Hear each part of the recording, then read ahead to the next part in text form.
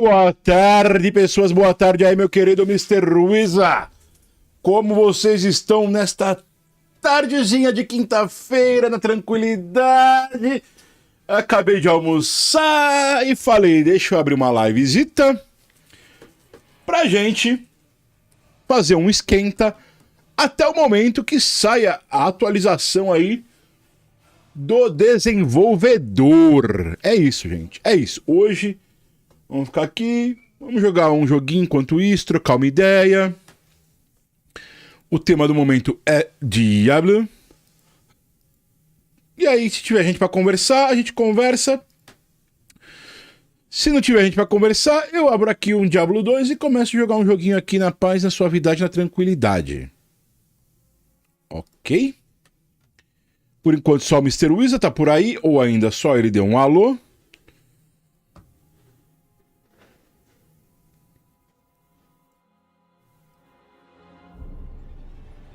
Né?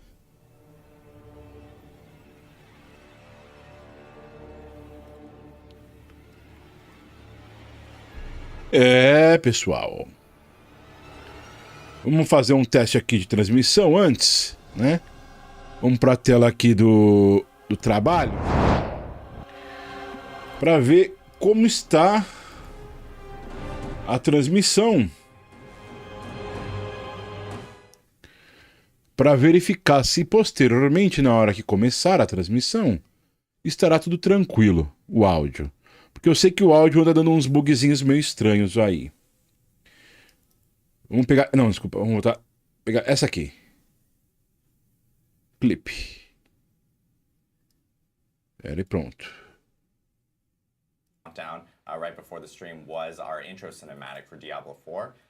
Tá saindo o áudio normal, de boa. Fazer um teste. Aqui, ok. Tá tranquilo para hora que começar de fato as coisas. Então, nesse momento, antes que comece, porque não começou ainda, a gente vai deixar aqui minimizado. Tem expectativas para Diablo, Ardu, que não vai na minha pegada imortal? Não, isso pra mim é o básico, Mr. Wizard. Pra mim é o básico desse jogo, é ele não ir na pegada do Diablo Immortal. Vou falar uma coisa que eu já falei algumas vezes aqui, que muita gente torce o nariz, mas sim, Diablo Immortal tinha algumas qualidades. Era um bom jogo? Aliás, é um bom jogo? Não, não é um bom jogo. Principalmente porque ele é predatório num nível surreal. Assim, ultra surreal. É o pior sistema de monetização que já foi. Oh, olha o Mizuhiro aí, Mizuhiro Kato. Fala, meu querido Mizuhiro, muito obrigado pelo seu Prime. Muito, muito obrigado, de verdade.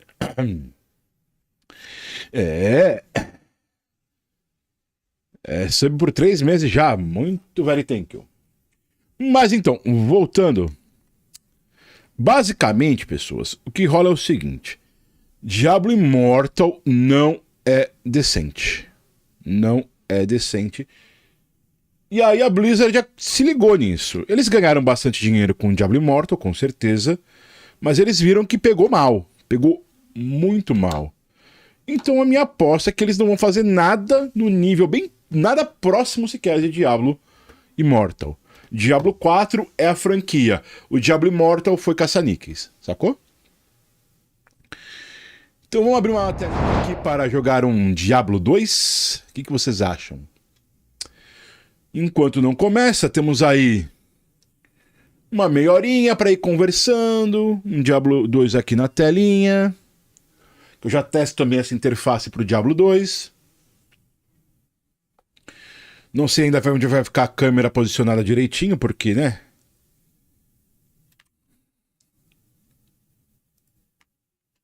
Vamos fechando aqui algumas coisas para ser fechadas. Isso aqui fecha para cá, isso aqui puxa para cá, isso aqui vem para cá. Jogar Diablo 2. Aí a gente vai jogando um Diablozinho 2, enquanto isso...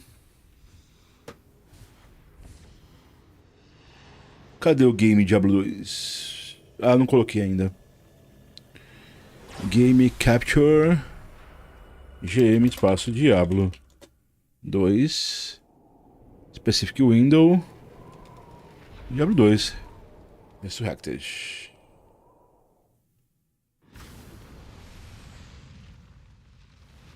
Pera aí. Pronto. Valeu pelo follow aí, Eferudon.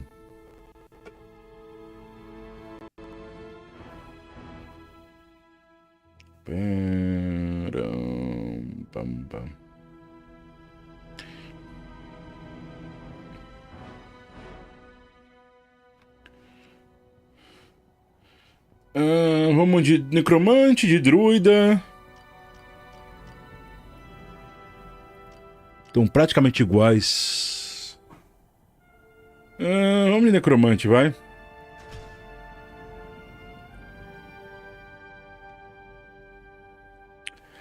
Boa tarde para você também aqui. Não que eu vá jogar bastante, mas... pra gente poder... fazer alguma coisa enquanto não começa a transmissão, né?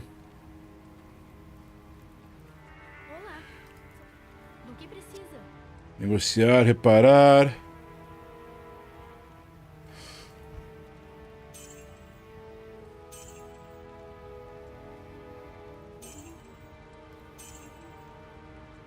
Preciso identificar.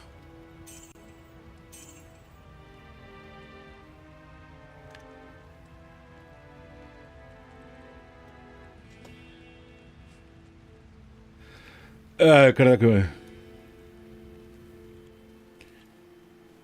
Estamos com 932, vamos comprar aqui uns scrollzinhos. Enquanto aguardamos, né? Negociar livro, pronto.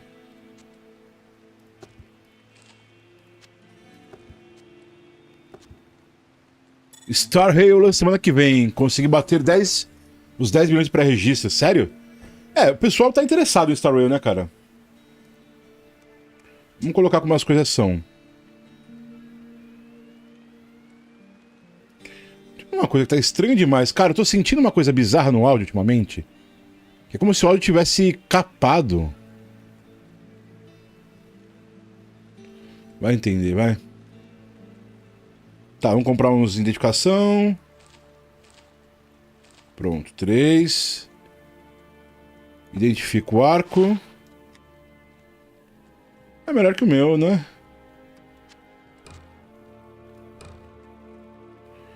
Identifico o amuleto. Não. Identifica o anel. Pronto. Tá baixo o áudio do jogo, né? Olá. Eu não sei o que tá acontecendo aqui, velho. Não tem nenhum filtro afetando. E se eu aumento ele artificialmente, depois buga. Ó, vou colocar 10 dB aqui. Pronto, agora tá bom, né? Boas-vindas, viajante, às nossas gloriosas barracas. Sei que está aqui para desafiar o mal que nos expulsou de nosso antigo lar. Mas esteja ciente, a cara pode ser a líder espiritual, mas quem lidera as renegadas em batalha sou eu. Para conquistar minha confiança, precisará fazer mais do que matar algumas feras na floresta. Minhas batedoras renegadas avistaram uma abominação no cemitério do monastério. Parece que Andariel queria mais do que só tomar nossos vivos. Rapina Sangrenta, uma das melhores capitãs na batalha contra Diablo em Tristra, foi uma das primeiras corrompidas por Andariel. Agora está no cemitério do monastério despertando os mortos e criando zumbis. Não podemos aceitar essa profanação. Se você respeita nossa aliança, ajudará a destruir Rapina Sangrenta. Azorian Roots está seguindo. Muito obrigado pelo follow, Azorian Roots. Ô, Pedro Silva, tá bom aí no YouTube? Menos mal. Você foi o Pedro Silva que falou, né? Português, caralho. Eu falei, porra, tá em que me... Tá o quê? Tá em inglês o bagulho? Aí você, não, é comemoração, mano. Ih, caralho. Olha eu vacilando aí. Deixa eu jogar a câmera lá pra baixo, que eu percebi que a câmera vai ficar melhor. Talvez aqui. Por aqui em cima, pronto. E aí, ó, só pra vocês entenderem, tá, gente? A gente tá aguardando, ok? Aqui, ó. Isso aqui, tela de espera pra Diablo 4, tá? Quando começar, a gente vai assistir aqui, ok? Deixa eu só abrir aqui a janelinha, aqui, ó. A gente vai assistir junto. Só que enquanto não começa, eu tô num Diablo 2 aqui suave na nave, né? Beleza?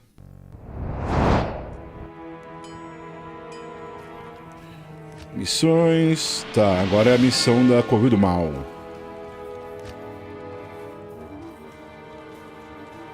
Esse arco... Deixa eu vender. Não posso fazer isso aqui. Negociar... Tchau.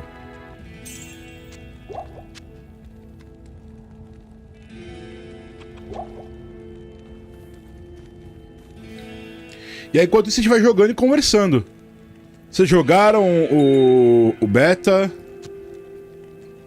Aproveitaram o que dava pra aproveitar no beta? Eu, pessoalmente, não gostei do balanceamento.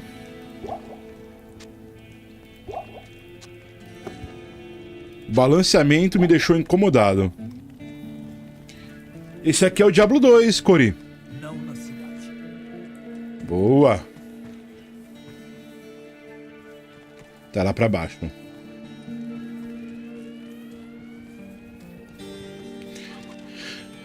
Viu os Snuckle, Ardu? Ainda não assisti todos. Assisti um pedaço de um, mas não assisti todos não, Isa. Os dias estão corridos.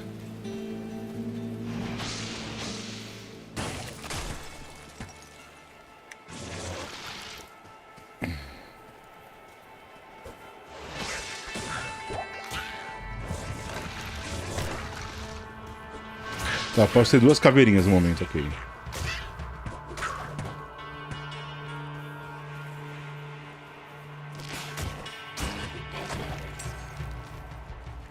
A chave.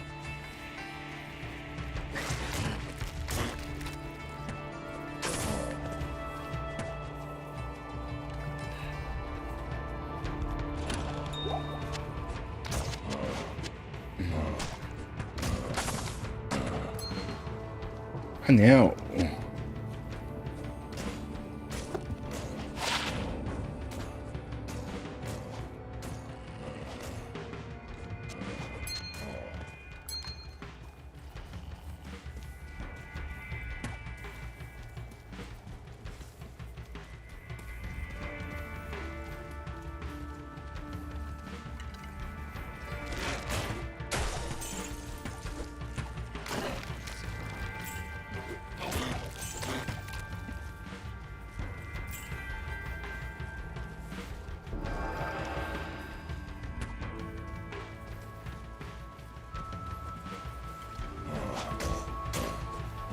$4,20 tanto.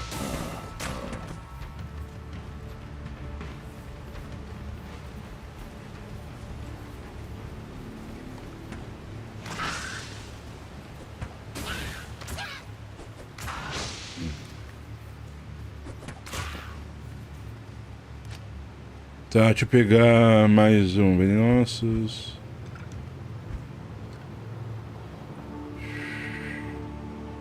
Maestria de esqueleto.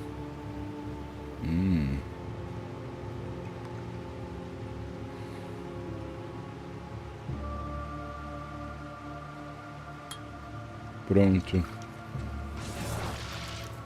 Agora temos 3 esqueletinhos.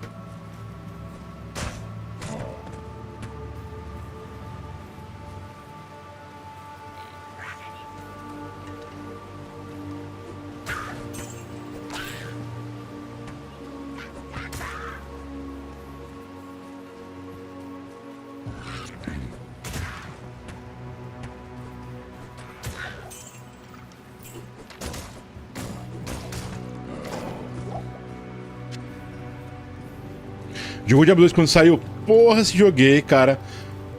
O original, tô falando, né? Essa versão remasterizada eu joguei há pouco tempo. Mas o original, quando saiu, cara, eu devo ter jogado muito, muito, muito mesmo. Opa, Bruno Concelos. Muito obrigado aí pelo follow, Bruno Concelos. Seja bem-vindo aí. Estamos aqui no aguardo de começar a lore, a história do... O vídeo de atualização do desenvolvedor, enquanto jogando um Diablo 2zinho clássico. Concordo, muito bom.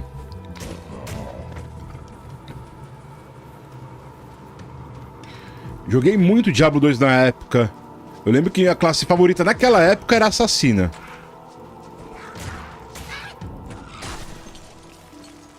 Aí essa vez eu falei, deixa eu jogar de necromante, vai. Eu nunca fui muito fã de necromante.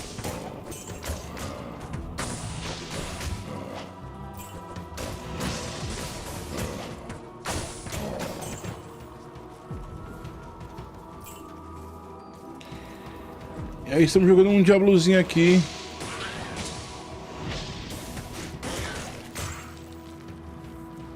Eu lembro que eu jogava... Agora sim, vou ser bem sincero com vocês. Não vou dar uma de David Jones, tá? Porque... né? Eu, na época do Diablo 2, eu joguei muito. Muito mesmo. Mas eu não vou falar pra vocês, eu lembro de build, coisa assim, que é mentira. É mentira. Eu lembro que eu jogava muito de assassina. Claro, primeiro eu joguei muito de bárbaro, né? Joguei muito de bárbaro, porque era o... A assassina veio só no Lord of Destruction.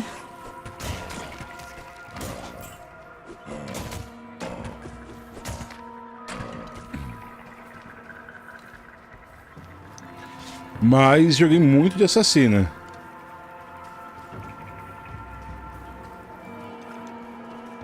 Então, eu vou falar pra você que o Diablo 2 eu joguei pouquíssimo na internet. Eu joguei pouquíssimo na internet. Eu joguei muito Diablo 2 em offline. Mas online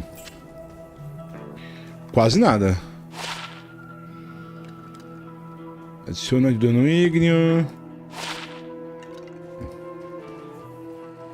Não, esse papo de ver build, esquece. O que era até bom, porque hoje em dia o pessoal só quer saber de build. Ai, não, tem que fazer a build, tem que pegar o item tal. O pessoal não se foca mais em jogar o jogo, sabe? Em conhecer o jogo, ter experiência. O pessoal se foca num competitivo que não existe. Pra mim é bizarro. Pra mim ainda é bizarro. Eu falo, nesse ponto eu sou velho mesmo, não reclamo. Esse lance de transformar tudo em competitivo me incomoda muito, é chato. Opa. Sim. Ficava sem telefone. Depois de um tempo, veio banda larga. Cuidado, hein?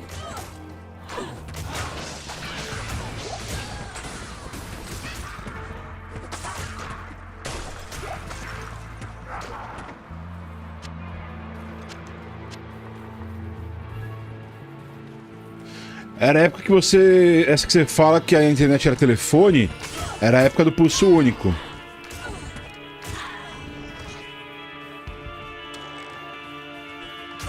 Ah, PVP com primo.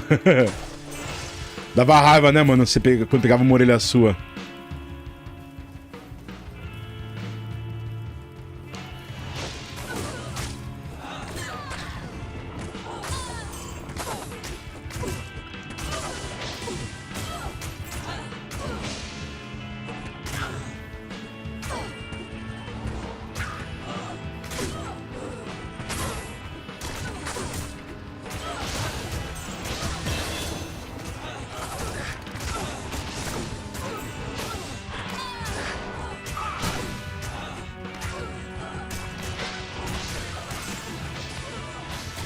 Ah, tem ali, ó.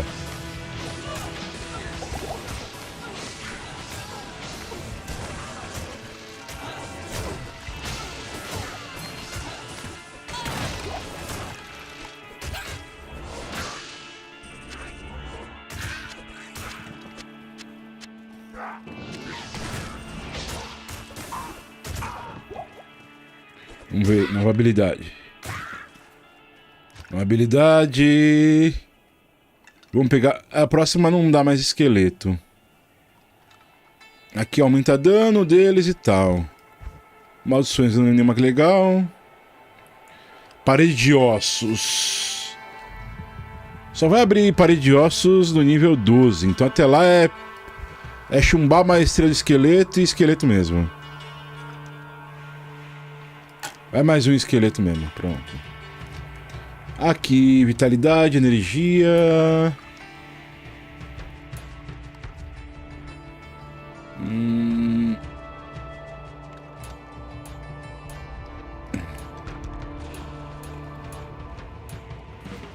Dance, Iron Maiden, maestria é bom.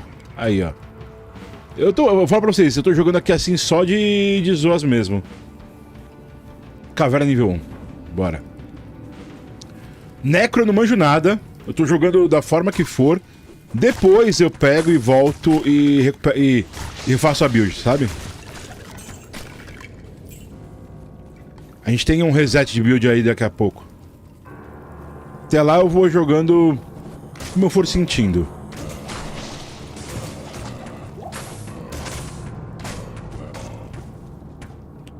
Deixa eu identificar esse arco aqui, ver se é bom. Ah, mesma merda.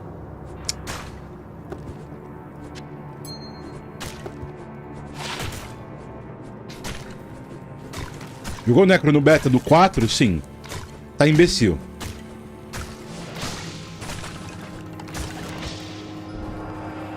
Tá num nível de imbecilidade que... Ou você joga de Necro ou você não consegue jogar direito. Necro e Feiticeiro lá no beta estão... É, eu sei, vai ser nerfado. Ainda bem, né? Porque, meu, senão ninguém ia jogar com outra classe. Vai ser basicamente assim. Ou você joga de Necro, ou você tá sendo burro. E aí? Como fica?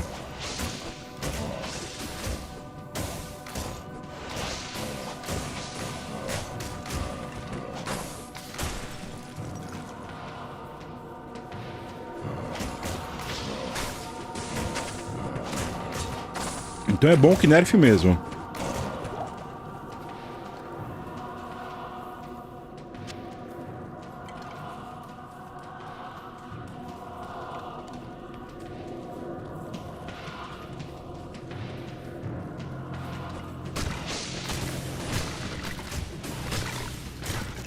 pessoal reclamou muito disso no Diablo 3, que os mapas não eram escuros desse jeito. Cara, pra mim isso foi um avanço do Diablo 3, viu? Diablo 4 pra mim tá no ponto perfeito de estética. Ele traz as coisas dark do Diablo 2, mas traz as melhorias padrão, né, do... Tá, então...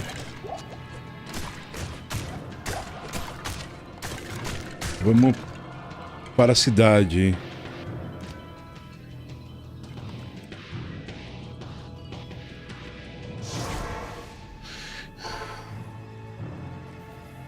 Vender a tralha, né?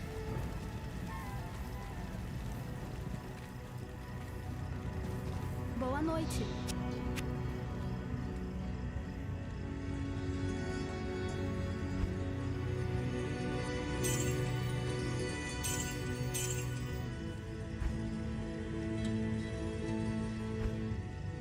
Ah, eu tô sem identificação, tinha que comprar. Eu matei o World Boss. Morri, eu acho que umas 20 vezes pra ele primeiro. Até entender como funcionava. Aí depois matei. Ó, tem esse reset aqui. Depois eu vou usar. Peraí, identificação.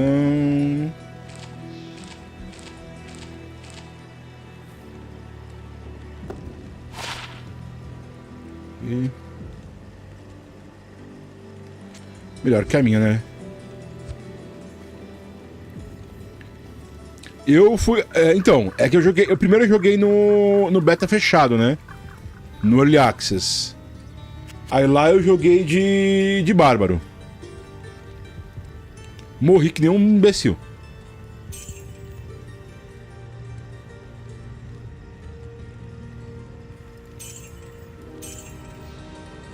Pronto.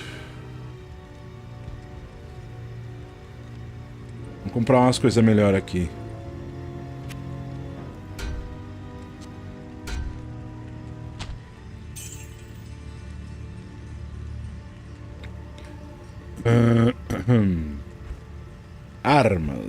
Armas. Curto. Mais 29 de taxa de ataque. Mais um de dano gélido. Vai ficar assim mesmo por enquanto. E flecha, tocou de flecha. Bastante ainda. Aí quando saiu o druida eu acabei nem indo jogar com... Opa! 5% de mana roubado por acerto. Eu quero isso.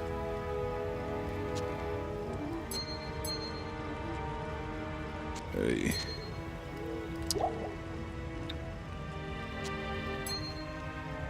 A gente vende isso aqui. Cadê?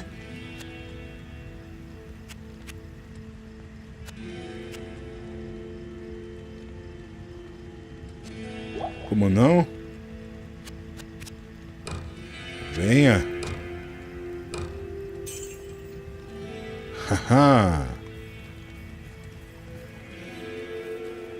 Vamos ver lá se tem alguma novidade já. Opa, começou a transmissão. Vou mostrar pra vocês rapidinho, tá? Pera aí. Mas não começou de fato ainda. Ó, tá aqui. Transmissão começa em 21 minutos e 43 segundos. Ó, qual será a surpresa da stream? Meu palpite. Meu palpite. Eu tô achando que eles vão falar de alguma classe que vem mais pra frente. Acho que eles já vão anunciar uma classe que vem mais pra frente. Eu chuto. Esse é meu palpite. Porque falar de surpresa... Cara, o que seria surpresa pra gente? Isso. De impactante, só isso. Fora isso...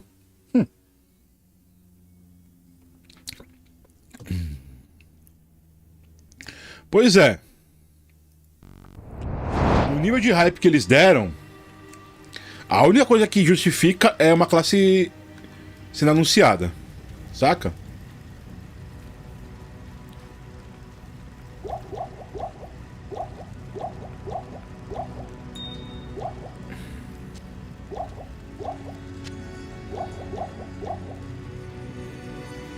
Pra mim, a única coisa que justifica é isso.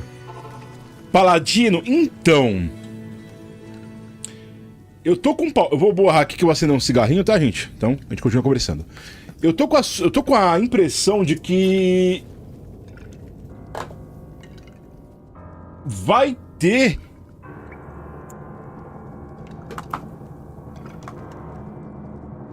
uma classe das trevas dessa vez. Eu já tinha conversado isso antes. Eu tô com o palpite de que vai ter uma classe das trevas dessa vez.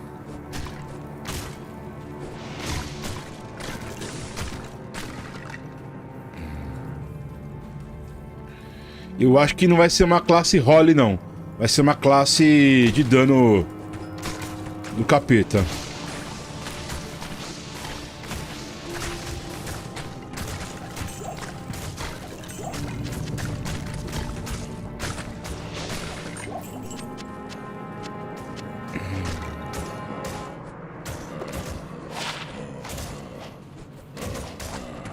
Mas então, o Necro não é uma classe capirota. Se você conhece a lore do Diablo, você sabe que os necromantes, eles não são malignos em nada, tá ligado?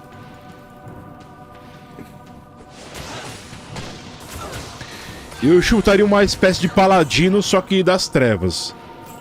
Uma coisa ligada aos maus. Porque dessa vez, meu querido, lembra que tem o Inarius também. E o Inarius não parece a pessoa mais legal do mundo. Mas sim, eu adoraria que fosse um cruzado. O que eu quero? Eu quero cruzado. O que eu espero que venha?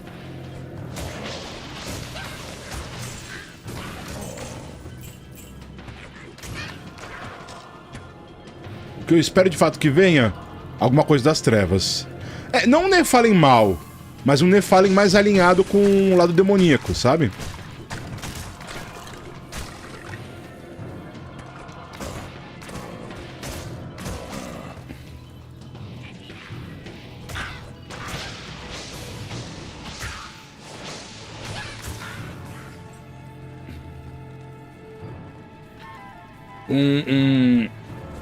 Pá.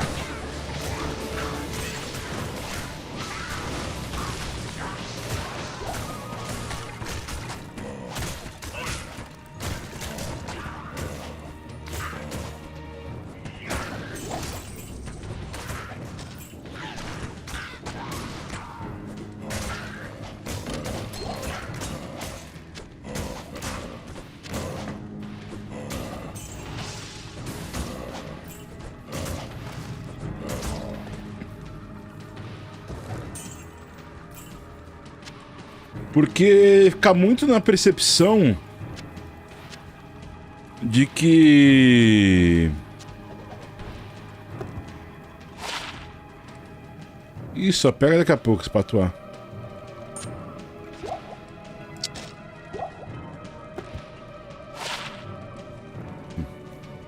Fica muito na impressão de que...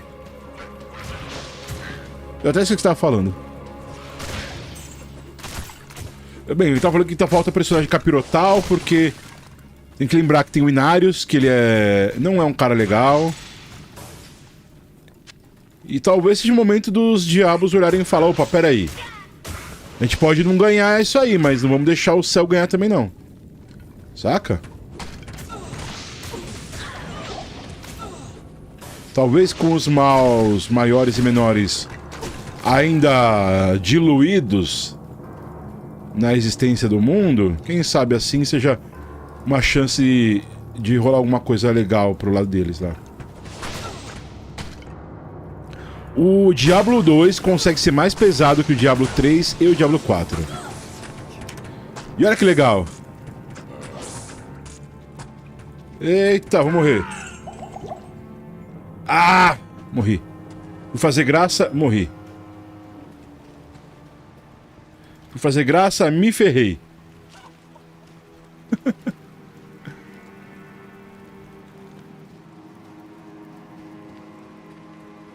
Não na cidade.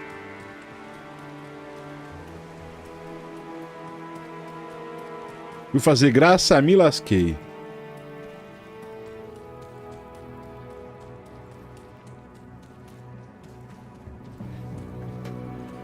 Vamos na caruda aqui.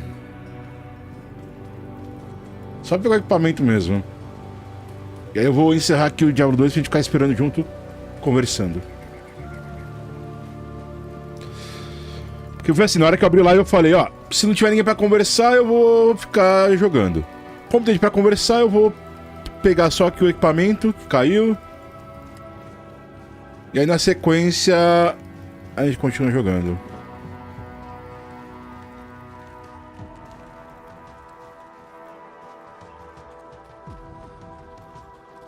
Pera aí.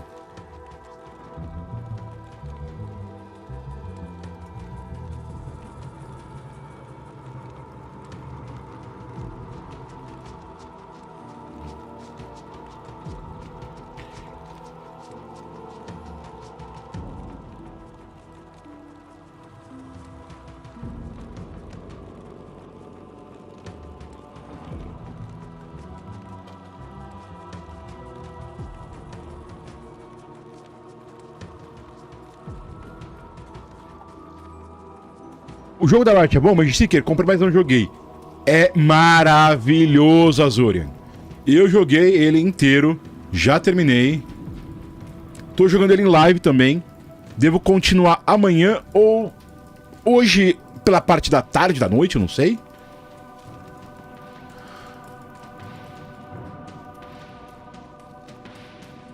O jogo é maravilhoso. Joguei no modo fácil, assumo.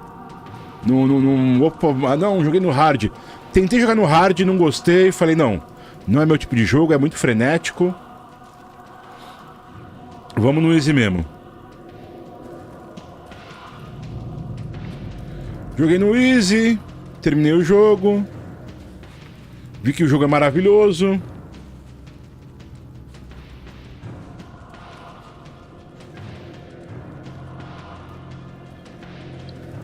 Vamos lá, só pegar o corpo, hein?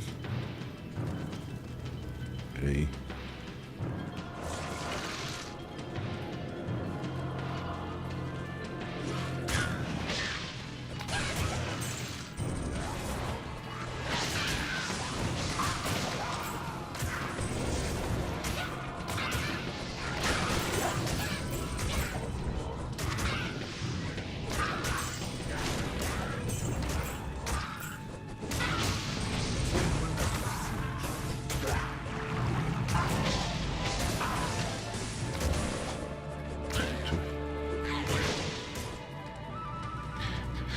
Olha, a Riot com Riot Forge não tá errando nenhuma mão.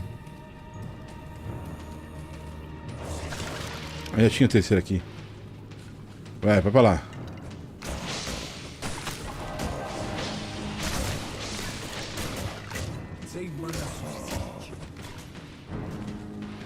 Cadê meu cadáver? Ah, tava pra lá, né?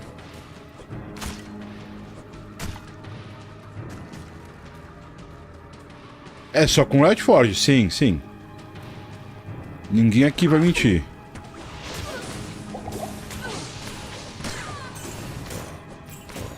Foi por aqui que a gente morreu. Ali, ó.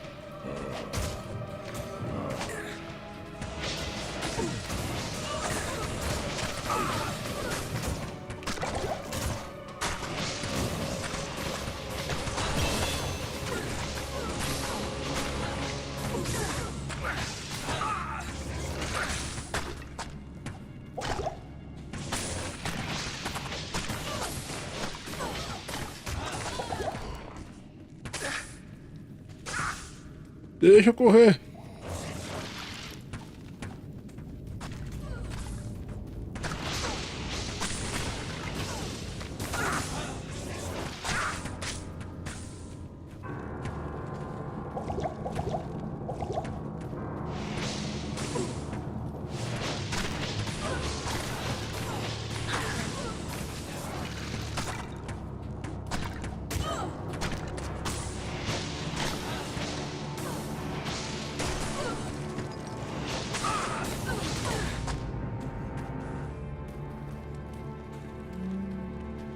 Vê meu corpo correndo. Ah.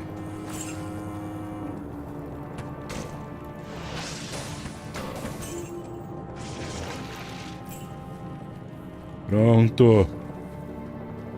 Deixa eu só matar esse bicho aqui agora.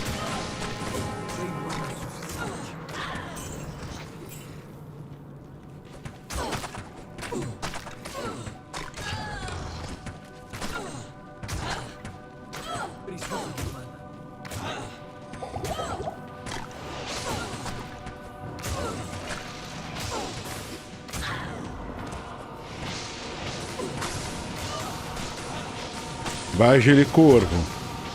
Morra. Pronto. Recuperamos o equipamento. Tem uma bota. Seta não adianta nada.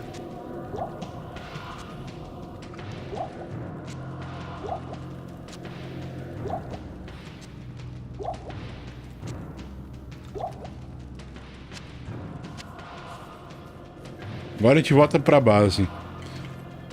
Não vou ficar jogando não, vou só voltar pra base. Vai ganhar mais um esqueleto? Não, continua 3. Dá pra pegar o golem de barro agora. Salvar e sair. Pronto. Sair de Diablo 2. Vamos pra telinha que faltam menos de 10 minutos agora.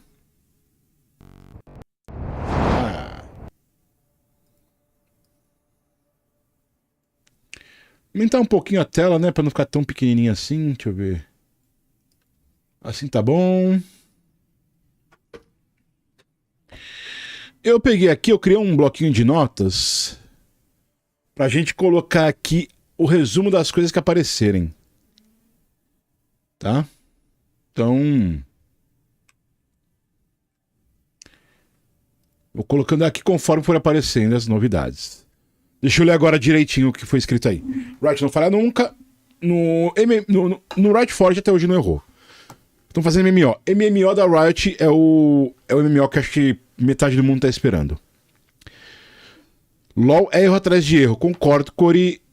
LoL é... eu nem jogo mais LoL direito, basicamente. Acho que só a TFT e o lore tão bom. Olha, TFT... eu sei que a galera tá amando ainda. TFT eu sei que a galera tá amando. Tá? Lore eu amo, mesmo não jogando, porque traz sempre novidade. E séries, Netflix, Stories, Games, mais 2 a seguir de Secret. Ardu, se o vídeo promocional da ópera de Genshin, muito bom. Não assisti, Mr. Luiza. Guardei pra assistir com vocês, em live depois no Genshin. Porque fazer react não tá valendo a pena. Então pelo menos assisto em live com vocês, que aí tem um react real, oficial, verdadeiro, original. O que vocês acham?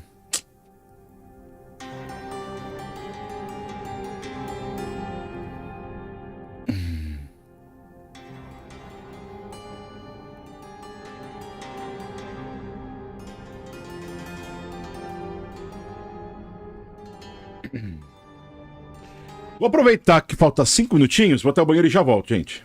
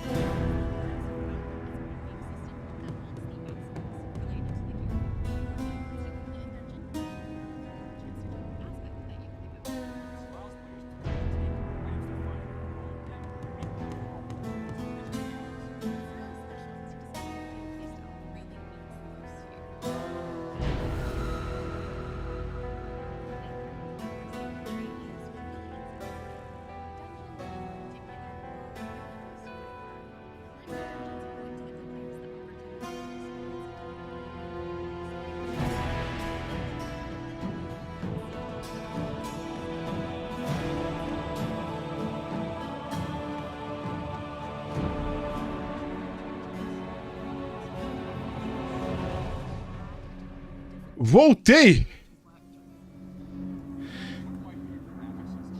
Começou... Ah, não, isso aí é o trailer antigo.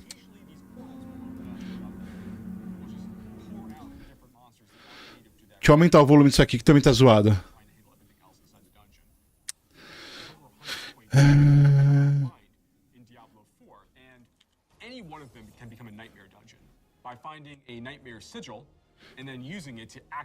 Pronto. Tive que aumentar em 15 dBs pra poder. Gostaria até de lives de conversas igual foi o finalzinho da live do primeiro dia da missão das party. Uma live de lore. É. Vamos ver, né? Vamos ver como vão ser as coisas, meu querido Mr. Wizard. Como tá o áudio?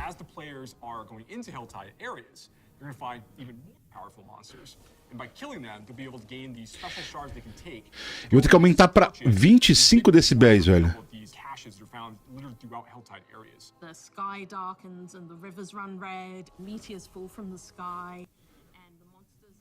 Aqui, ó. Meu Deus do céu, tá muito baixo.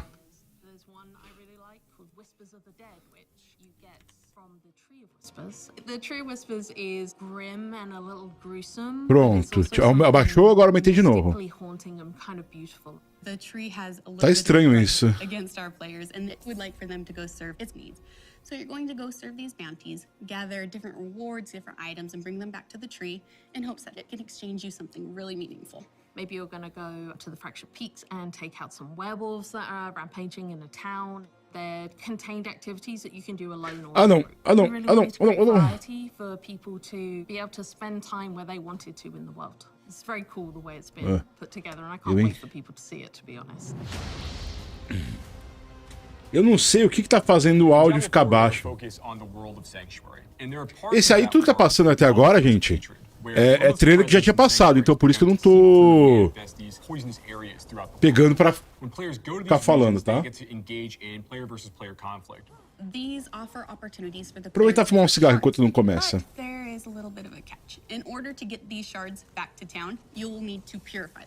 Other players will definitely know that you're attempting to purify your shards, so you'd better be prepared to fight if you're going to be playing any PvP, and be prepared that you might lose some stuff in the meantime. Once they've got the purified shards, they can take these, go back to nearby towns to sell them, and then use that to buy a whole bunch of like interesting cosmetic items and rewards.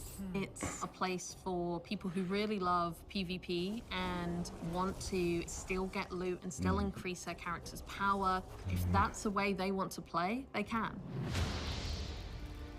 Launch is just the beginning. One of the things we're really focused on is creating a living, breathing set of updates for players to engage with after the game has gone live. It's really just going to be a way to keep coming back and experiencing more Diablo 4. Não se celebra o 420 no Brasil? Então, se celebra, Azúria. Eu, pessoalmente, não sou fã do 420. Nada contra.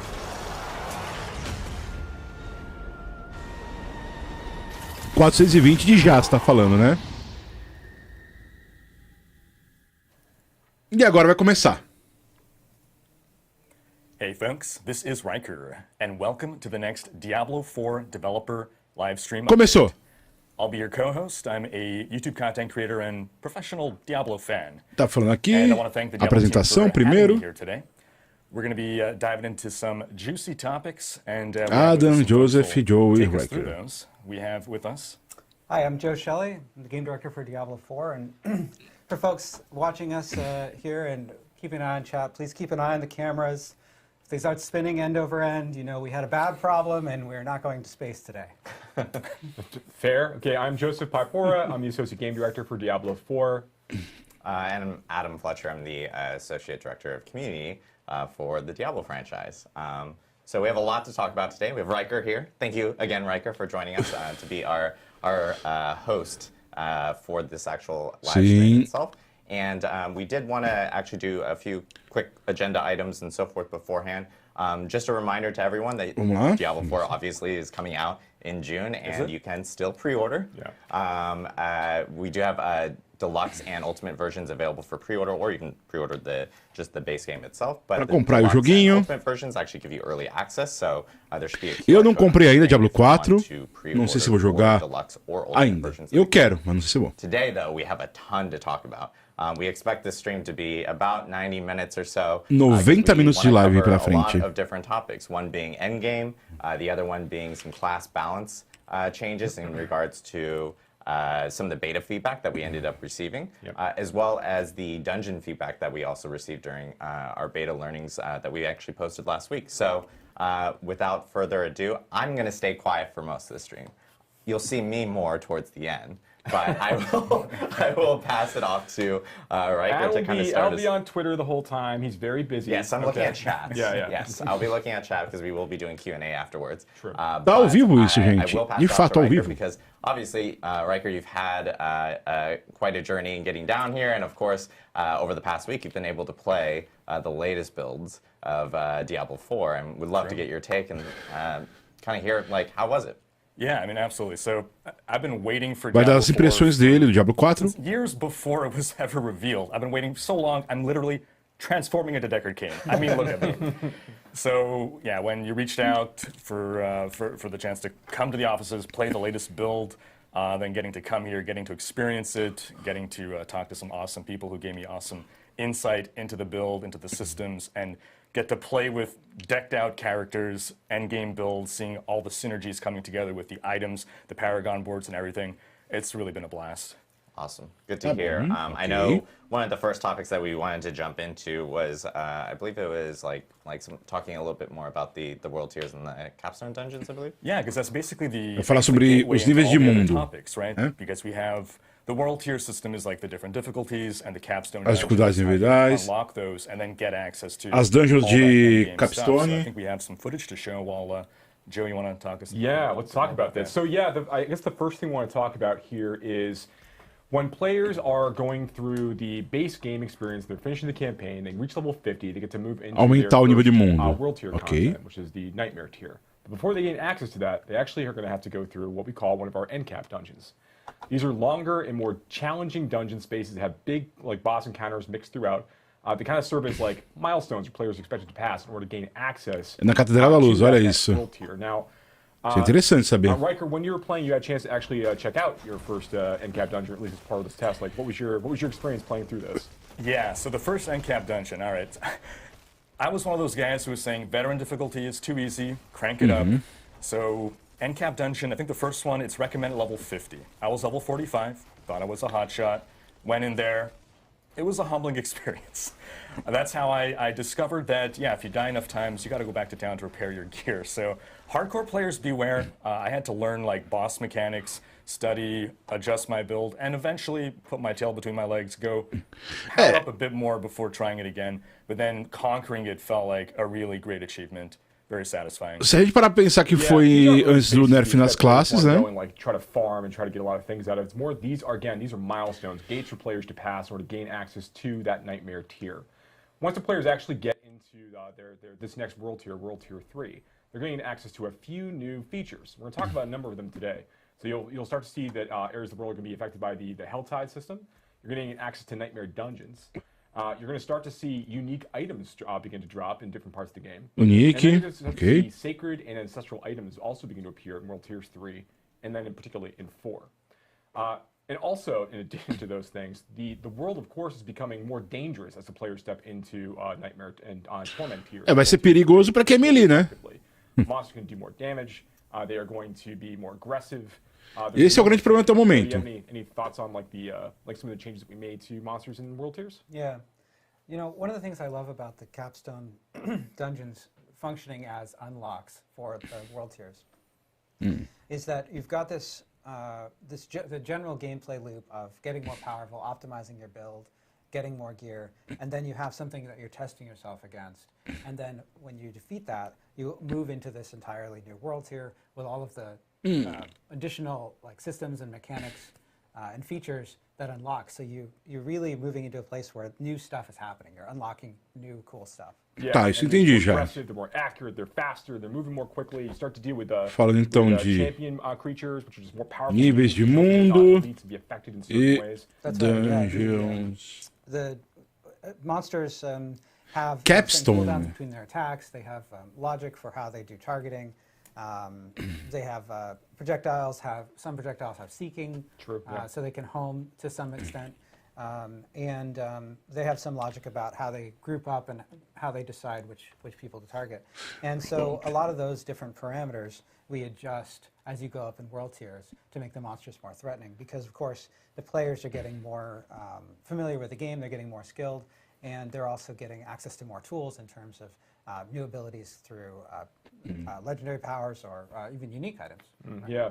And one of the things we wanted to make sure we didn't do too much is it's easy for us to imagine that we could just make the game more difficult by increasing the damage the creatures deal or increasing the amount of hit points they have as you're going through these encounters. But we wanted to make sure that the world felt more dangerous as you progress into these higher world tiers. And that more work, Isso é lógico. monsters, Tem que ficar mais difícil conforme você vai aumentando o nível de mundo. Mas tem que estar ajustado para todas as classes, né? World tiers like 1 and 2 into like world tiers 3 or 4. Oh, I definitely felt it. You stated in the difficulty descriptions, I guess I just glossed over it and I just expected more damage, more health. Yeah, I know how difficulty works. But I was starting to feel, oh, the world just seems more hostile, more aggressive. And that's when I realized, oh, there's a lot more at play in the increased difficulty here than just bigger numbers. Sério que o Nick ia ter drop de 1 em 2, 3 meses de jogo. Vai ter mais nos níveis 3 e 4, eles falaram. Ó, peraí. Drop de únicos maior so in World Tiers, you gain access to two new sets of itemization tiers. In World Tier 3, you gain access to sacred items, maybe to appear for you. Yeah. And then World Tier 4, you gain access to ancestral items. It could be to drop for players if they're going to those Ancestrals. Now, with the players leveling up from 1 to 50, the items that you're getting from monsters that you're killing are going to be, the power is going to be based on their strength and level.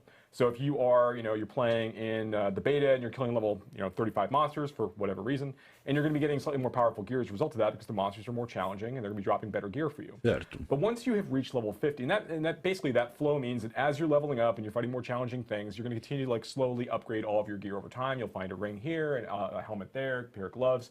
That's great. That's how we want you to kind of like get exposed to itemization systems as you're progressing through initially in the game. But once you get into World Tier 3, things change a little bit.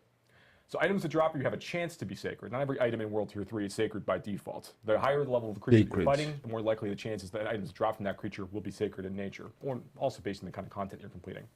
But sacred items, when they drop, they drop at a very large range in terms of the power that they can have. So you could get into World Tier 3, you could kill a pack of elites in your first dungeon in World Tier 3 at level 50. And you can get an item out of that group. Maybe it's a rare item that drops up in that group that is powerful enough that could serve a level 70 character. The sacred item tier basically is going to have gear in it that goes from level 50 all the way up to level 70 in terms of like the power swing there. Once you get a little bit higher, it's a little more likely to get slightly higher in the range, but it's very likely you can get those really, really great drops really early, which we think is super exciting because we want you to be trying to like always be looking for like just the right ring, and it could show up like your best in slot ring for that for a sacred tier might show up at level 51. And that might be the one that you want to hold on to for the entirety of that tier. And you're talking about, when you're talking about these sacred items, the level requirement for this ring, for example, is not 70, right? No. So the level, that's a great point, Joe. So the level requirement for this is actually to be set at the level at which you actually loot the item. So once again, we have trading in the game. If you are level 50 and you get a really, really great ring drop, that's going to be good for not quite your build, but like maybe you're playing a bleed barbarian. This is really, really good for like a berserk build or like a big fury build. And you say, okay, I want to give this to you can hold on to it. That could be a really valuable item to trade because it could be that its eye power is such that it's like really good for a level 70 character, but the required level for the ring itself is level 50 because you got it at level 50. And that's going to raise with the course of time. We think that's going to be super fun for players to chase. And there's more of that as you get into the ancestral tier, but that's not all. I think the next thing we're talking about is actually legendary and unique items. Legendário Nix. We've talked a little bit about legendary items in the past. I really want to focus on things we haven't spent a ton of time discussing, but to give a general overview, Barbarian. Items in general are attached to like legendary powers. And these legendary powers, or reverse, legendary powers attached to legendary items. Legendary powers basically are designed to appear on multiple different slots. So, an aspect might appear on an amulet, but it might also appear on gloves, or it might appear on ring, or it might also appear on weapons. These things have a tendency to be in a lot of different places based on the power itself. And we like this because it lets players like extract aspects and powers from items and put them into other items that meet these certain criteria. It's fun because we want players to go and be chasing certain fantasies. It helps them kind of like hone in on certain kinds of builds and gets them excited about the potential of like kind of taking all these different Legos and kind of putting them together. Can I say Legos on stream? Legendaries, legendaries is what I'm talking about. So once you get all of these legendaries together and you put them together, that's gonna be really, really fun. So that's part of the fantasy we think of legendary items. Did you actually get a chance when you're going through 1 to 50? There's only a certain number of these that are actually available. But when you get into World Tiers 3 and 4, more legendary powers are available. Did you get a chance to see any like new legendary powers as you were playing? Oh yeah, I mean I definitely got to see a variety of legendary powers. I got a certain number of drops. Drop rates didn't feel out of control, but you know, you guys gave me some pre-made characters as well that were decked out with builds, and I saw lots of cool synergistic powers that came together to really make a build flow well. And I think my favorite power was probably on actually a unique item, and it was for the druid that made your werewolf form your true form. So I know a lot of people have been saying, hey, can I just be a werewolf all the time? Yep. Yes. Yes, you can. Yeah, that's the next step, right? So unique items. So unique items only begin to appear when players enter the Nightmare tier. So once they're in World Tier 3, there's a low chance that some of the game's unique items will begin to appear for players as they're progressing through this experience. And they're very, very rare. You know, these are huge chase items and opportunities here. Some of them are really important for build making. Some open up a whole different build paths and opportunities for players to go and pursue. These are things that are designed to be really exciting. Ancestral unique. When you had the experience trying to gather the werewolf, the ability to stay in werewolf form effectively forever with that druid unique. Really, really cool stuff. And there's more of these unlock over the course of your level progression as well. You know, I think I saw Shaco earlier there in the list of unique items. That's correct. Shaco does make a return, and there's lots of opportunities for us to basically kind of pay homage to items that came in previous versions of Diablo, previous entries in the series. You'll see a number of different items make returns. Items like Grandfather, Shaco, obviously. You'll see a few familiar, and then a few familiar favorites, and then more over the course of the game's live development. Also, this is a good way for people to kind of see the new font changes and so forth that based off the beta learnings that we actually ended up posting last week. Yeah, we'll get more into the beta learnings later in the live stream. We'll go over them in a lot more depth. But yeah, absolutely, the font was a great example. I mean, I think we added. Não jogou Diablo 3? Pô, vale a pena, viu? More serifs. Significantly more serif, yeah. But no, seriously, people pointed out that the font, while highly readable, and we spent a lot of time thinking about, how the game is going to display on all kinds of different screens, different aspect ratios, TVs, right? And so we want the font to be highly readable in all of those situations.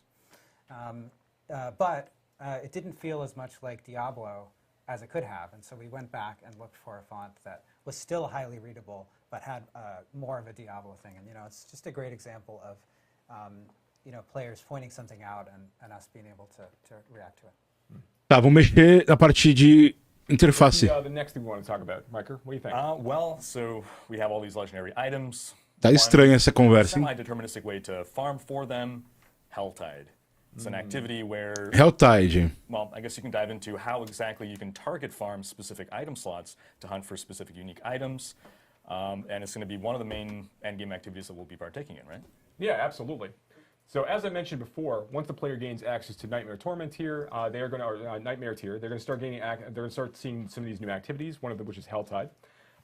Helltide is basically going to be the situation where as you're running in through the world of Sanctuary, the sky turns red, blood begins to fall from the sky, new monsters begin to appear, everything is more challenging, new events are going to start showing up, and importantly, as you're killing creatures when you're within one of these Helltide areas, you're going to be getting what we call cinders. It's this new currency players are able to collect while they're specifically within these spaces.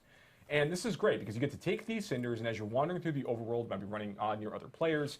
You might be helping them do events together. Everyone's getting their own cinders as they go. You'll be looking for these Helltide caches you can see here. And these are great. To your point about being able to target farm for certain kinds of items. So every one of the caches in the Helltide zone is actually tied to an item slot. And they all have different costs. So you'll be gathering cinders by playing within this space, trying to locate one of the caches that have the item type that you're looking for, whether maybe you're looking for an amulet or looking for a ring. Maybe you're looking for a Shaco. So you're looking actually to go find a helmet cache and want to keep trying to go after the helmet cache and the rare, desperate hope that you're going to get exactly the unique item that you're looking for, right? That's cool. We want to give you some of that opportunity, to target farm a little bit. But there's actually a little bit of fun there too. So one of the things that's one of my personal favorite parts of the Helltide system is the idea that the players there's an extra set of stakes, right? When the player's running around these cinders, they have the chance, if they die, they're going to lose about half of their cinders every time they fall. They don't drop on the ground, they're gone. So you have to be very careful about like when you're looking to overextend as part of the combat experience in order to like farm more cinders, get to the cache that you're looking for, whatever that is, you are putting yourself at more risk the more you try to like gather, and the greedier you get, the more likely it is that you're going to lose things. That's right, and there's a time limit on Helltide too, right? That's right. Helltide is only active, like the Force of Hell only like arrive for about an hour during when they are actually active. Then different areas of Sanctuary are picked for Helltide Zone each time it rotates and moves around. So you need to make good use of your power. And if you leave a Helltide Zone, those cinders are gone. You have to spend them. So if you see that the clock is ticking down, you're getting 5 or 4 or 3 minutes away from the end of the Helltide, you got to find yourself a cache to kind of deposit those things.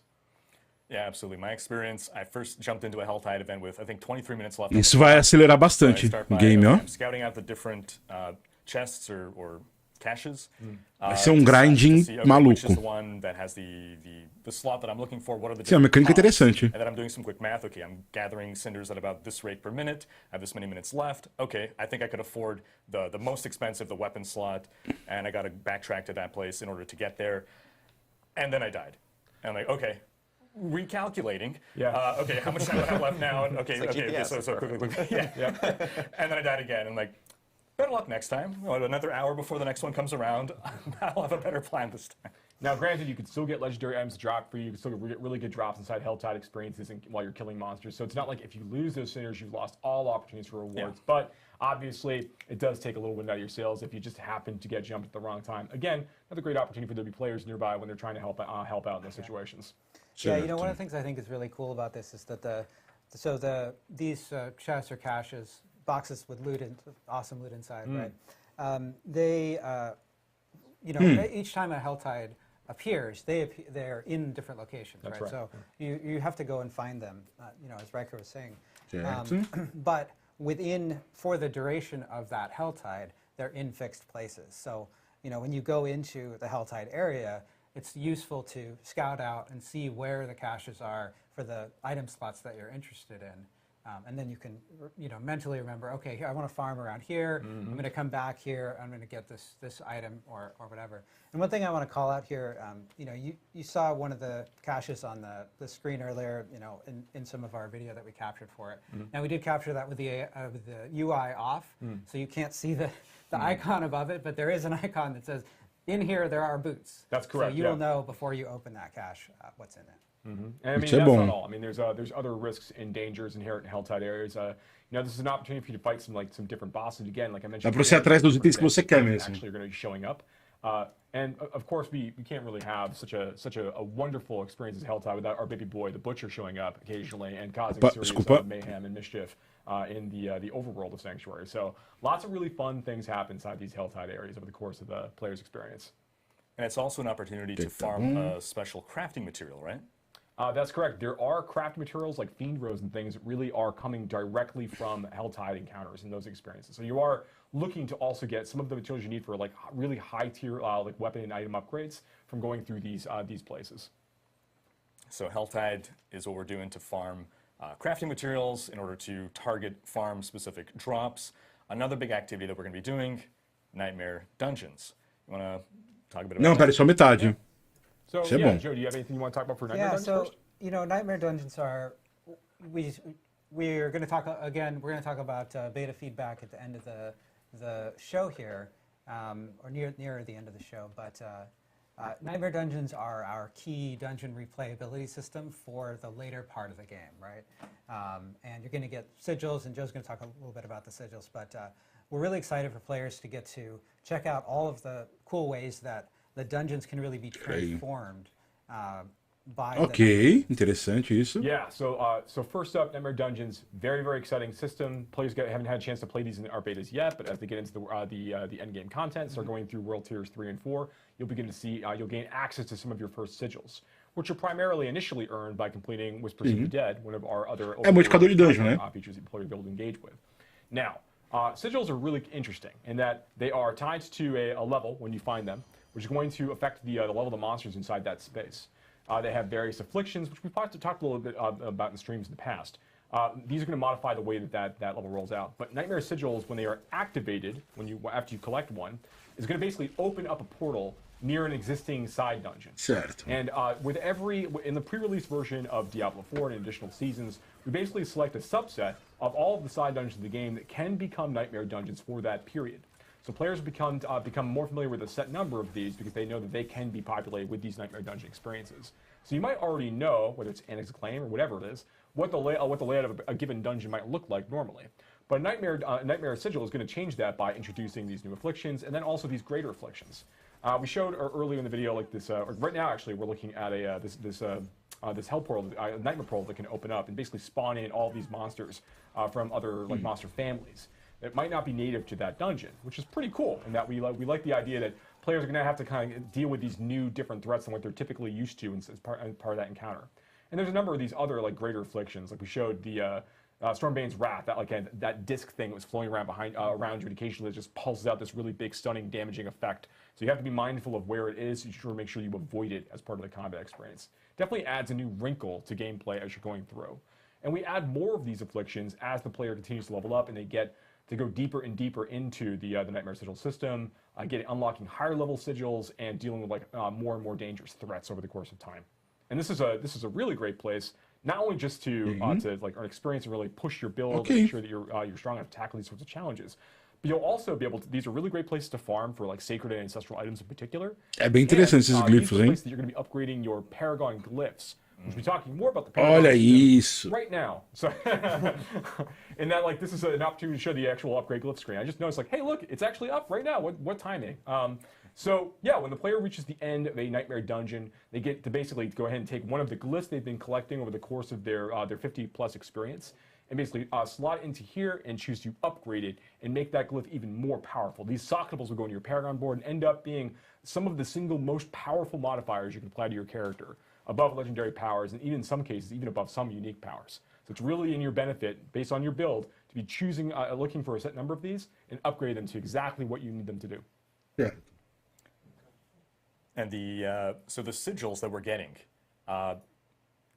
what I noticed is that if you get some afflictions that you don't particularly care about, we have the ability to salvage some in order to craft sigils of our own, right? I think it's a 4-to-1 ratio, is that right? Yeah, just about. So you'll be able to get a lot of these different sigils by going through Nightmare dungeons, completing Whispers, and through other content. And if you're finding sigils that you don't really want or don't really want to run, because maybe we're going to have enemies inside are going to do additional lightning damage, but you don't have a lot of lightning resist on your build.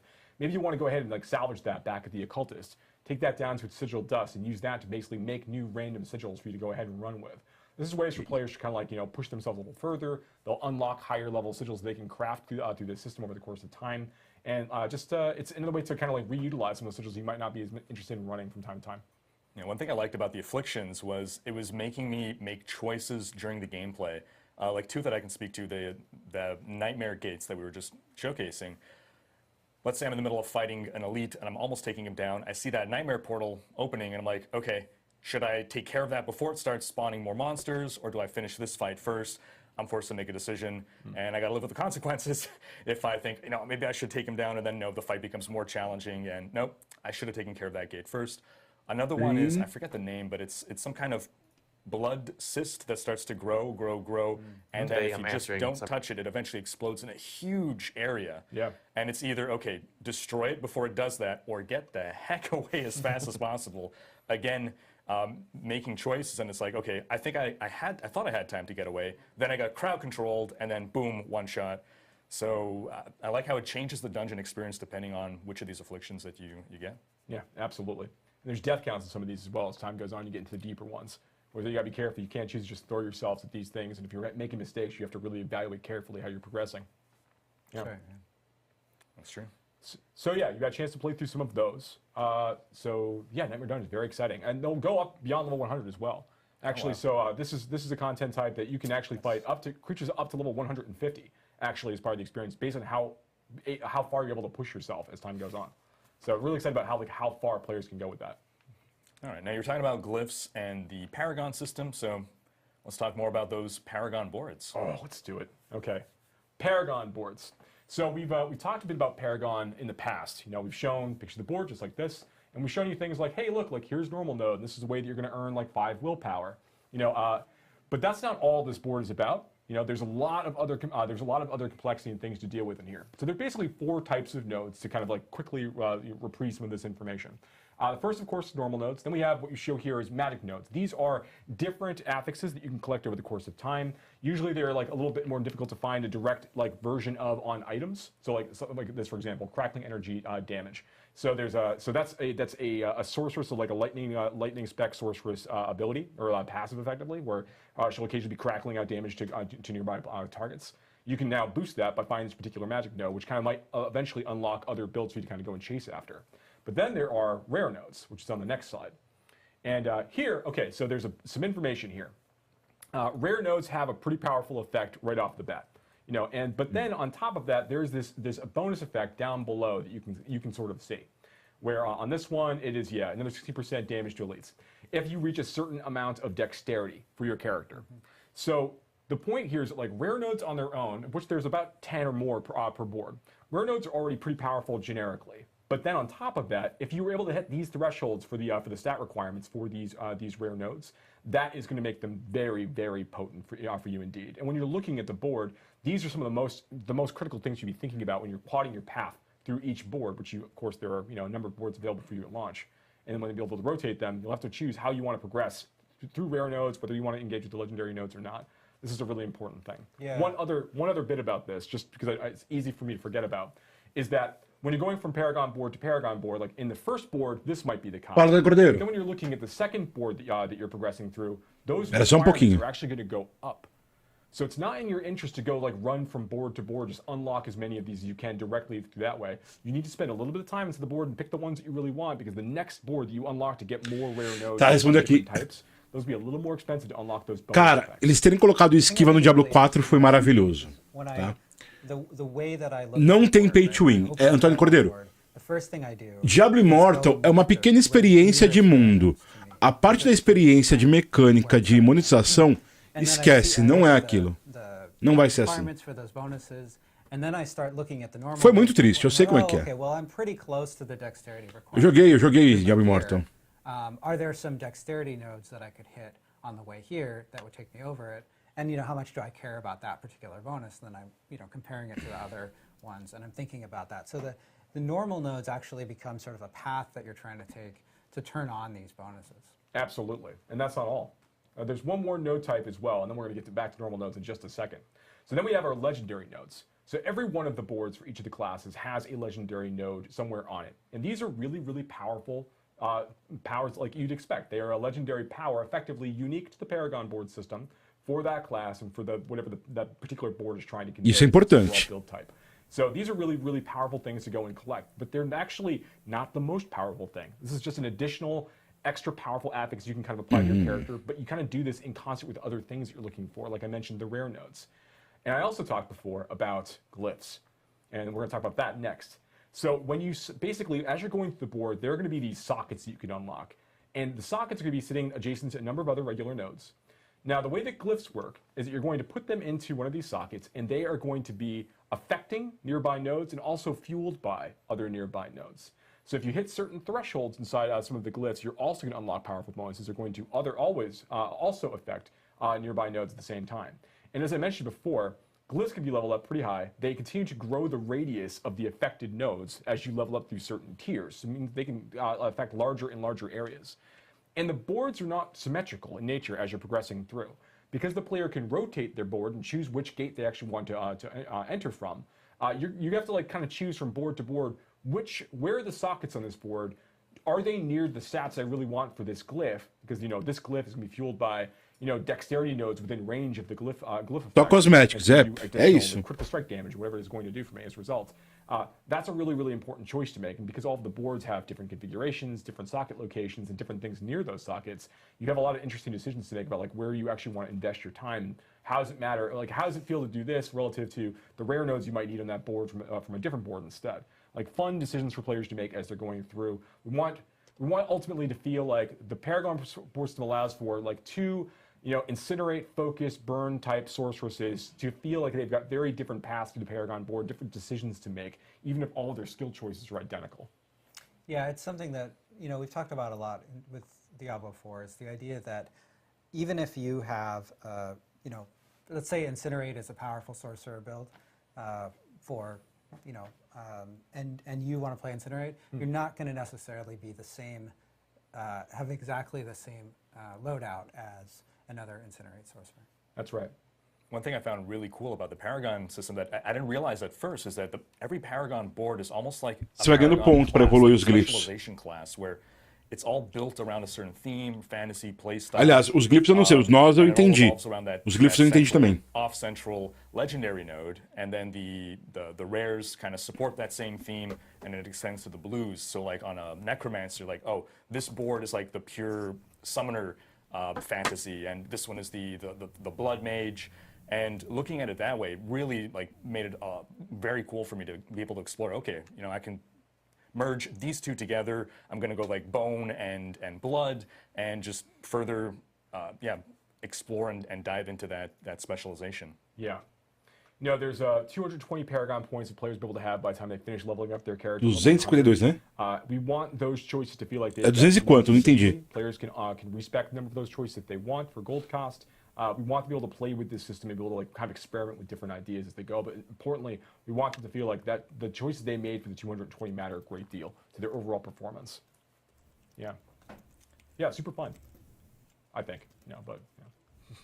What are we talking about next? Well, I guess at this point we can talk about some of the beta learnings. We had a beta. The community gave a lot of feedback, and you folks took in that feedback, digested it, and transformed it into actionable change in the game. You want to talk to some of the things that were changed?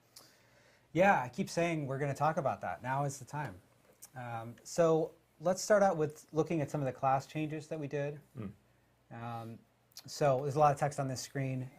You've had an opportunity, if you've been following along, to check out our blog that documents a lot of the changes that we were able to make as a result of feedback from players in the 2 beta weekends, and also from data that we get. We get a lot of data, how many times someone dies in our Necromancer's dying a lot in this dungeon, or is this boss killing barbarians a lot of times? And we can use that alongside player data to identify areas where there might be a class deficiency, or não acho suficiente ainda. Maybe something is exceptionally strong compared to other things that are balanced to be the same power.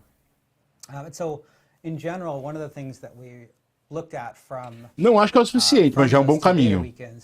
Já é um caminho que dá pra ver que tá fazendo uma coisa. The Druid, the melee classes felt weaker than the Necromancer, Rogue, and Sorcerer. Muito mais and there are a fracos. lot of aspects to that. So there's some nuance in here, right? Like for the Barbarian, we felt we identified that the Barbarian, at low levels in particular, needed more damage reduction sort of built in.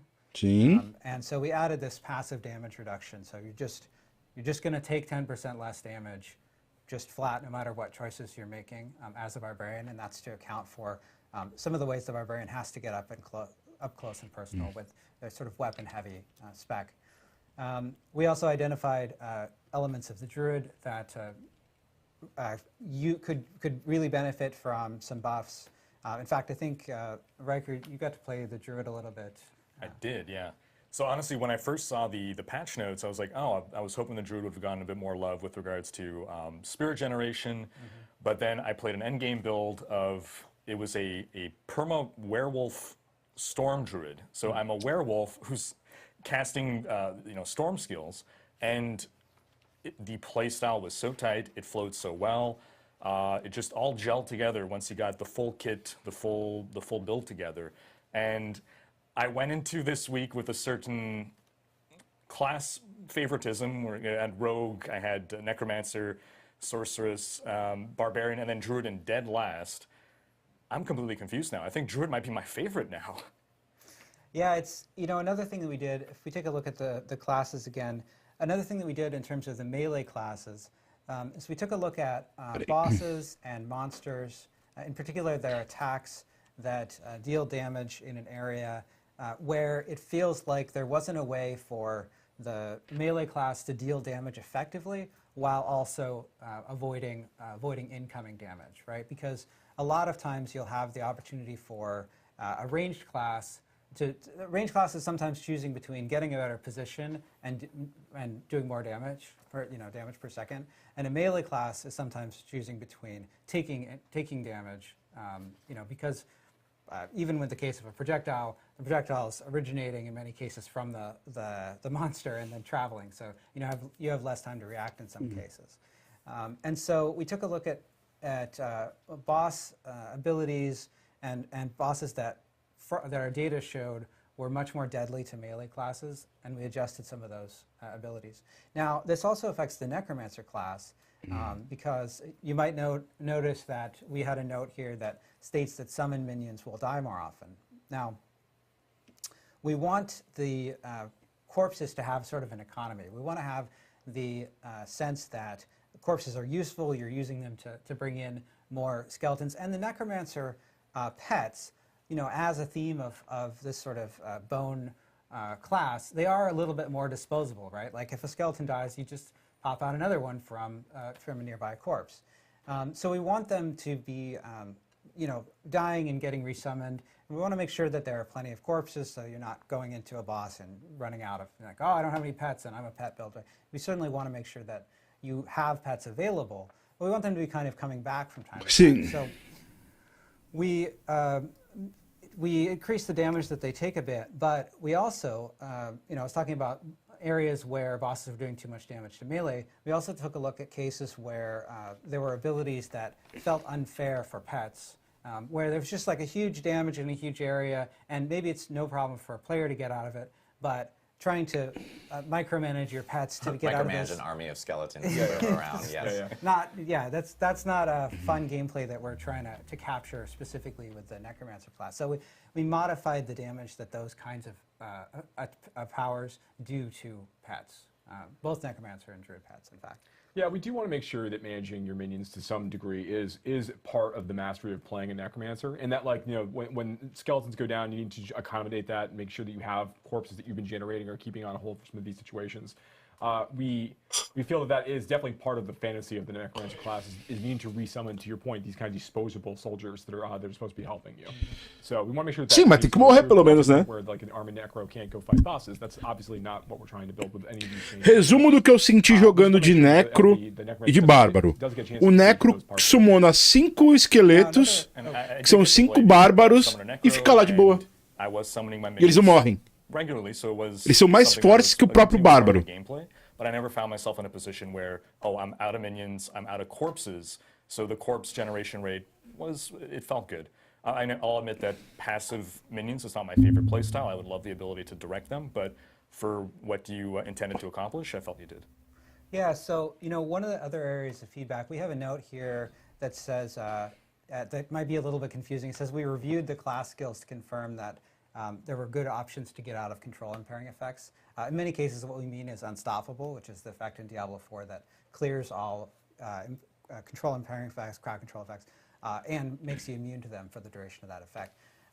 So the classes are designed so that every class is intended to have access to a good set of options to clear crowd control, so that there is an interaction here between, monsters are doing crowd control and I have options to remove it, but I need to think about those options. And we saw feedback during the beta that at early levels, some classes felt like they didn't have enough options there. Riker, in your play at the higher levels, did you feel like that was still an issue? I don't remember it being an issue at the high levels of play, no. Going back to my favorites, Barbarian now is my second favorite after being my fourth. Again, the melee playstyle I felt gelled really well. Só que eu espero, né, que o jogo funcione bem no começo também. Não adianta ser bom no late. And feel constantly crowd controlled or an inability to gap close. He had the spears to bring enemies to me, the lunging attack to close the gaps, and a good toolkit. Não adianta o jogo começar desbalanceado e balancear no meio. O pessoal vai largar no meio, no começo. Of course, is that there are a few other changes beyond what you're seeing here. I think, some people called out Hydra changes. We made a lot of small changes to classes. There are also some cases like legendary powers. We updated legendary power effectiveness, which is sort of vague, but It's really just that there are a bunch of small details, and we're sort of tweaking them. The other thing I want to talk about is dungeons, right? Yeah. So we got a lot of feedback from players that there was a lot of running back in dungeons, and there were really two ways that we wanted to tackle this. First off, Caindo voltando das dungeons. if we have a situation where you're running back, we have a system that causes monsters to ambush you to make sure that it's not just running through an empty space. Isso é We bom. added more ambushes. Porque você vai até o lugar e na volta não tem monstro nenhum, é chato. Effective aspect of it, we changed the layouts of dungeons and where objectives were located in the dungeons. Oh yeah, that's right. Look at this. Graphic design is our passion. Yeah, absolutely. I wish that I made this graphic because it's. I did laugh really hard when I saw this the first time. So I love evocative, it so much. But I did not make it. But I think this is a design. great example. So this is one of the dungeons that players called out in beta, Hoarfrost Demise, right, as one that had a lot of run back.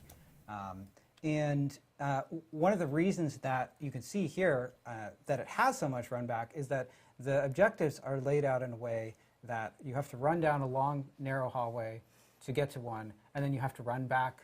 It's a dead end, and then you have to run back down that narrow hallway. So we changed the layout of Hoarfrost Demise like this. Right.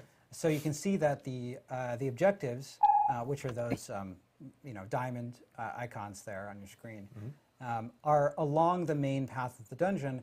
And remember now, in this case, the player has explored all of the dungeon and you can see all of the map. Yeah. But when you're playing through the dungeon, you don't the map is fogged. You haven't explored it yet. But it's set up in such a way that as you're exploring through the dungeon, you're going to naturally encounter those objectives along your way, and so you're not going down and then having to backtrack a long way. Yeah, and in our objective view, this is going to lead to smiles. Yeah. This is good. But no, it's important. Like we want to make sure that as you're progressing the space, you are naturally coming across these objectives in a simpler way, as opposed to you need to kind of wander and kind of backtrack a lot more as part of that. Yeah, and in fact, we identified a number of dungeons that got this feedback in beta, and we also, we were talking about nightmare dungeons. We also want to make sure that nightmare dungeons have this. We address this for nightmare dungeons as well. A gente pode andar pela dungeon e fazer coisas de fato. Não ficar tendo que explorar inteira. Cordragon Barracks. It's another dungeon that we saw a lot of. Essa é péssima. Feedback and screenshots from beta, where you can see that the objectives are set up such that clearly you're going to have to run back all the way back through that long hallway. You're going to spiral around. Ficar indo e voltando, indo e voltando, indo e voltando. Those spirals, and you can end up getting confused and running back. Because the other thing that happens here is that if you've run to an objective and the next thing that you have is back along a path that you know about already, then why wouldn't you just run back along that path that's empty of monsters? It's not fun. It's more fun to kill monsters, but it's more efficient than exploring some unknown that might or might not lead back to it, right? So that's a key part of these layout changes as well. And if you take a look at the next shot here, you can see how we rearranged the objectives in Cordragon to ameliorate this. Yeah. Now, these aren't the only changes that we made either. There's some other things we did to actually just straight up regular objectives. So there's things like, there are some dungeons where the players are asked to kill all the monsters inside a dungeon space. And in those situations, we've made it so once the players reach a certain threshold of monsters they've killed, rather than saying there are potentially as many as 50 zombies in this cave. After the player has killed, 49 zombies, they might still be normally looking around in the last corner where a zombie got is kind of hiding in a closet someplace, right? In this situation, instead, once you reach a certain threshold of zombies that you've killed, now they actually begin chasing you down. They start looking for you in that situation, such that you don't need to go crawl through the entire space and explore every inch of unexplored area in that dungeon just to find the zombies. Some of them are going to come after you in those situations, which is a great change to make it a little bit easier to engage with those things. And then there's another one, we have features or dungeon objectives where the player is asked to go and collect anima, which are just these objects, they're these motes of energy that drop on the ground when you kill certain kinds of monsters. Sometimes you need to go and gather a whole bunch of these things and then bring them back to in other areas to deposit them. Sim. Sometimes it opens the door, might someone a box. Não acho isso ruim de fato. But in these situations now, when players are collecting this animal when they're running around the dungeon trying to find all these creatures and do these things, you're going to also gain various buffs by picking these up. You're going to gain some resource back for your class. You're going to get some other things. It's actually really great. When you actually deposit these things, you're going to get a health potion. So there's lots of things we're trying to do to make sure that those experiences help speed you up and feel great to engage with, while you're also going through a lot of the layout changes that Joe just talked about. Yeah, I'm glad you pointed out kill all monsters, because players rightly identified a couple of key problems. Like, first off, with kill all monsters, of course, if you're having to go and hunt down one of those monsters, that's effectively backtracking, right? You're running through an empty space. And the other aspect of it is that the sort of the intensity curve of the excitement in the dungeon is going down. Like, you're backtracking through a bunch of empty space, and then when you get there, it's not going to be an exciting moment. There's going to be four monsters hiding in the corner, and you're going to kill them, and it's going to feel sort of like, well, I guess that was a requirement that I had to check one off. Spider. Right? Yeah, it's almost similar to Den of Evil, Diablo 2 feel and so forth, but now them being able to seek you out means less backtracking, less hunting in corners for that one fallen or wherever. Well, yeah, and the other thing I like about it is that it increases the intensity at the end of the dungeon, right? Because you have the monsters, you're still clearing the last monsters, and now you have monsters running at you. But what was your experience with these changes? Yeah, so this was probably my #1 complaint about the beta was the backtracking. I'd often, in a dungeon at some point, reach a point where I'm like, okay, I have to run back or I have to go look for a monster. Foi saco, and with these changes, I don't think I ever had one of those moments, or at least, I'm not going to say there was zero backtracking, but there wasn't enough that it would have come up as an issue that I would have complained about. backtrack vez ou outra, ok. Mas o tempo todo, péssimo. But the changes made hasn't made the experience linear. It's not like, oh, now we just have one quarter to go down. As you were saying, now if you do go on a side path, there could be things to run into, but just overall, everything from an experience standpoint just flows a lot better. I know with beta learnings and everything that we took in from the community and we posted on the blog, we actually had a big question in regards to dungeons and resetting dungeons and how that actually works. And I do want to take some time for you guys to be able to clarify a little bit, because there's tons of questions, and then we tried to clarify, and I think we made it worse. So we're gonna re-clarify the clarification. Exactly. Yes. So the reset dungeon button, right? So we added this button earlier in development when there wasn't an easy way for dungeons to reset naturally. In fact, the way we added it Também não usei Reset Dungeon. Undesirable secondary effects. Nunca usei. Because it was instant. It didn't care if you were inside the dungeon. It doesn't care if the dungeon is... Eu não sei se tem utilidade de verdade também. If you're a hardcore character and you're in danger... Estão removendo, né? Presto, you're all good. And since we initially added this button, the amount of time for dungeons to reset organically, we've been working with our online team, and we've been making changes to, over the course of development, like how Town Portal works, how Dungeon Reset work. And so the way that it works today, if you are outside the dungeon, and if everyone from your party is outside the dungeon, so if you're alone, just you, and there are no town portals open in the dungeon, then the dungeon will naturally reset over a period of about 60 seconds, about 30 seconds of matchmaking and 30 seconds of cleanup. Or if it's partially completed, like maybe you got halfway through and you're like, you know what, I have to do something else, I'm going to go, kill a world boss, or, I want to do something else now, then it'll take a little bit longer to reset. It takes about 150 seconds, but it'll still reset naturally pretty quickly. And the other case here is that you've got maybe you're doing the dungeon and there's some particular objective in the dungeon or side quest in the dungeon, and someone, one of your friends joins and they want to do that side quest too, right? But maybe you've already completed it in this dungeon. So you can also hop out of the dungeon, which you can use through the Leave Dungeon button right in the UI as well. It does have a short cast time, so not as quick, yeah. But it's quite it's right through the UI. You can do it from anywhere.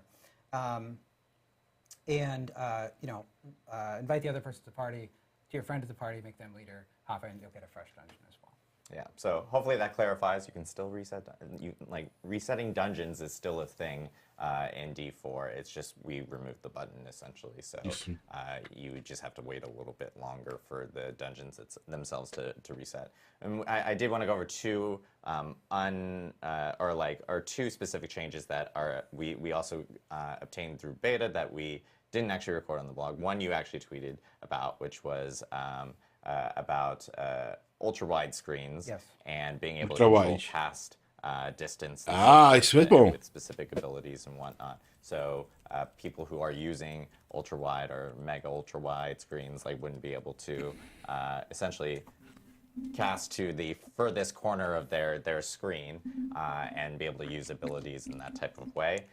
And then one other thing that we did notice during beta, which was world boss encounters and how players would actually complete a world boss encounter and then go back to town and then find another way of being able to, in that same window, go through another world boss encounter to obtain multiple opportunities of grabbing loot, which is something that we also did address through the beta learnings that we received from players. So that's true. Now, I'll point out that the first time you kill a world boss in a week, you are going to get more loot than you'll get on subsequent times. So there's additional incentive to there's less incentive to try to find a way to kill the same world boss 10 times, but you certainly will get some rewards from that. Exactly. Yeah. So it's not the exact rewards or a clone of the rewards that you got from the first kill themselves.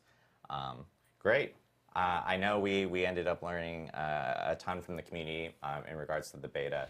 Obviously, you guys got to hear a little bit about the endgame systems within Diablo 4. We do have a cool. What's this? Is it time for a surprise? Is it time for a surprise? It is time for a surprise.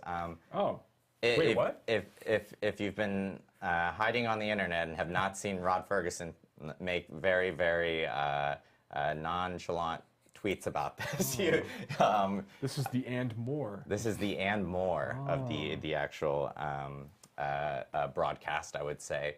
So happy to announce that we've been hearing a lot of feedback from players about wanting to experience more Diablo 4 and check it out, before the game's release in June. And so on May 12th through May 14th, we are going to be hosting a Server Slam event where all players within Diablo 4 or who want to play Diablo 4 can jump in and actually check out the game again. This is a really important weekend for the team and the dev team here because we need as many people to really log in, check out Diablo 4 and play through the game because we need to before we actually launch. Joe, I know you have a lot of want and need and emphasis towards this specific weekend, so I'd be curious to hear. Yeah, so first off, all of the changes that we just talked about in this live stream will be in place on the Server Slam. Yeah, so huge news right there where if you want to check out any of the changes that we made from beta, you will be able to actually check them out that weekend on May 12th or May 14th. That's right. And the other thing I want to point out is that we recently announced that we've gone gold, that Diablo 4 has gone gold. And that means that, we got all of those changes from the betas in. We did tons of. Vai ser bom para sentir isso. We learned a ton of stuff in terms of our servers, in terms of server configuration, making sure that we were fixing bugs. We deployed hotfixes during those 2 weekends, and so we were able to really improve our confidence for launch through that, and that's why we. Eu acho que esse era o lance open, né? Announcing that we've gone gold. Now, the purpose of this weekend is to slam those servers, right? Really make sure that everything is exactly perfect for launch because that's really what's important to us. Vai ser aberto a todo mundo? Have a good experience on day one when the game launches, and so come slam our servers. Now, of course, this is very helpful for us because it's helpful if you want to play on day one. It's helpful for the Diablo 4 community to come help us slam our servers, but that's not the only reason to do it. when you participate in the Diablo 4 Server Slam, you're going to have another chance to earn the rewards from the first 2 beta weekends. So you didn't get a chance to play because maybe you were traveling or for any other reason. You have another chance to get your Já tinha pego o cachorrinho, pô. And the 2 titles. And in addition to that, we've, for this Server Slam weekend, we've set the level cap to level 20. We've adjusted the legendary drop rates to be consistent with what you'll see on live. Não, mas achava era o World Boss. Rather than the inflated drop rates that we have. Era o World Boss achava o Azorian. Which were there to make sure that we got plenty of testing on our legendary powers. Você não chegou a matar ela, né? On top of that, Você falou que não fez World Boss. you're going to have 48 hours to slam these servers, right? Now, during this time, a Shava is going to spawn starting about 24 hours after the servers go up. And then Vai ter prêmio a mais, entendi. after that. So you're going to have, I think it's 9 opportunities to fight a Shava. Now, if you get to level 20 and you kill a Shava while you are level 20, so max level in this test, in this period of time. What level is it though? 20. It's 20. So you got to be level 20. Yeah. To get don't show up in the Shava at level 5 and think you're going to get this. Yeah, expect you'll get the reward. But what you're going to get is this Cry of a Shava mount trophy, which is exclusive to this Server Slam weekend. You see it here on your screens. Yeah, the trophy there and that horse's hip on the saddle there. Very nice. Oh wow, that's bigger than I thought it was going to be. Yeah, Olha que lindo. Awesome. We basically cut a horn, part of a Shava's horn off, and added some gilding and some nice metal work there. And of course, mount trophies in Diablo are cosmetic customizations that you can add to your mount along with mount armor. So this is a trophy that you can mount. It mounts, some trophies mount on the saddle. I don't know why I'm pointing to my shoulder. This is where the saddles go, apparently. Yeah. Or they can mount on the side, on the horse's flank, like you see here with this trophy. Yeah, so again, like all rewards from the original first 2 weekends of the beta, including the 2 titles and the beta wolf pack will be available, as well as the Cry of a Shava mount trophy. And for the mount trophy, you have to be level 20 and kill a Shava. All classes will be available, and you'll be able to explore Fractured Peaks again from the 2 beta weekends that we had beforehand. And of course, a Shava will be spawning much more often in this Server Slam weekend for players to actually jump in and obtain the rewards and really help us out, help out the team, and make sure that we have a smooth launch for Diablo 4 come June. So huge news for all of this. And we will have a blog that will be going either live right now or live immediately after the broadcast for players to actually read about all this information. And that will be available on Diablo4.com. So make sure to check out the blog. Essa era a novidade, é o Server Slam. Jump in on our Server Slam weekend, March 12th through March 14th. It's another opportunity to play Diablo 4 before the launch, which is really great. And you can test all the new beta changes, which is really cool. And one other thing that I do want to note for at least PC players who are jumping into Essa novidade, weekend, the team here has done some massive work on some of the PC optimization from the first 2 beta weekends. DLSS3 for NVIDIA cards will also be available for people to try out in the Server Slam weekends. Or a Server Slam weekend. Sorry, there's only one. I don't want to like set expectations or anything. But there's more graphic options and optimizations and so forth for PC players to check out. So yeah, looking forward to everyone really hitting the servers and really. Também acho, Azora. We do want to jump into Q&A because we always end with Q&A.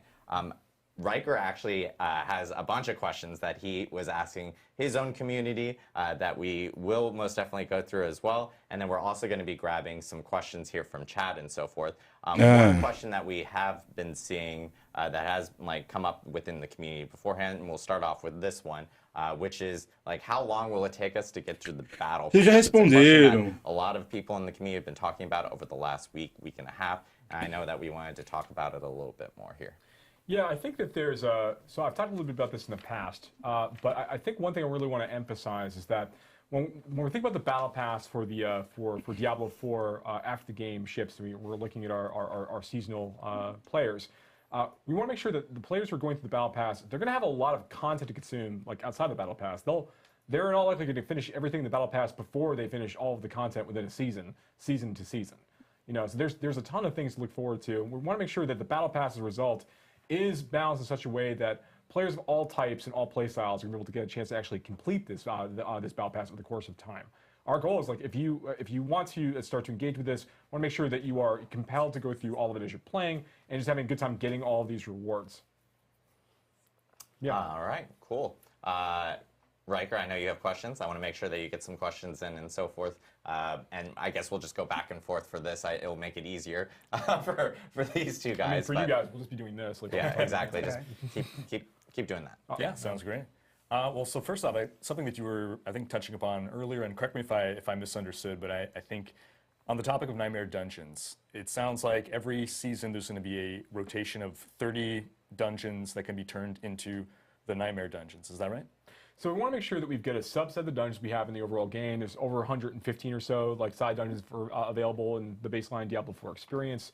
We want to take a subset of those each season. The exact number we're working on, we're going to think about that and think about it. But a number of those being rotated every season to make sure that we are highlighting different kinds of objectives, different sorts of layouts, different monster families, just different experiences.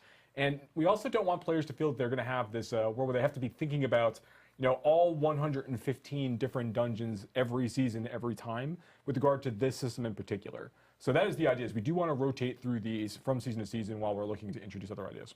Yeah. Cool. I got a question here from, I'm not going to butcher Twitch names, guys. I do this every stream. From a Twitch user. From a Twitch user in chat. Do you have any plans to keep interest for people who don't plan to play in seasons? So we are going to be making, on a regular basis, part of our live updates. We're not quite ready to talk about all of our seasonal plans and all of our post-launch plans yet, but I will say this, that we're going to be having a lot of really rich and interesting content updates for our seasonal players, but we're still be making balance changes and adding new legendary items and unique items and things of that nature for players who are playing in the Eternal Realm, the place where you will be able to never have to worry about a character reset or do any of those things. There will always be new infusions of some game content at that level to players going in that space. Cool. But for the richest experience in the post-launch environment, I would highly recommend checking out Seasons because we're doing some really, really cool stuff. All right. So one thing that I noticed in the December press beta to the public beta was that changes were made to the skill tree. There were new passive skills, there were new paths made amongst the passive nodes. So I'm wondering, was the skill tree designed in such a way that you can, over the course of seasons or expansions, add new passive or active skills?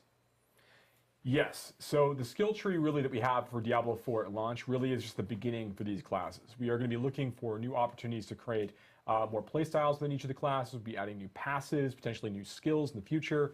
These are things that we would like to do. It is likely that these kinds of updates, particularly of new passives, new nodes, new things in the skill tree, are more likely to happen as part of our our future larger expansion size updates, rather than things might be happening as part of seasons. We have lots of interesting customization options we're going to be adding as part of seasons, but they might not touch the skill tree specifically. Okay.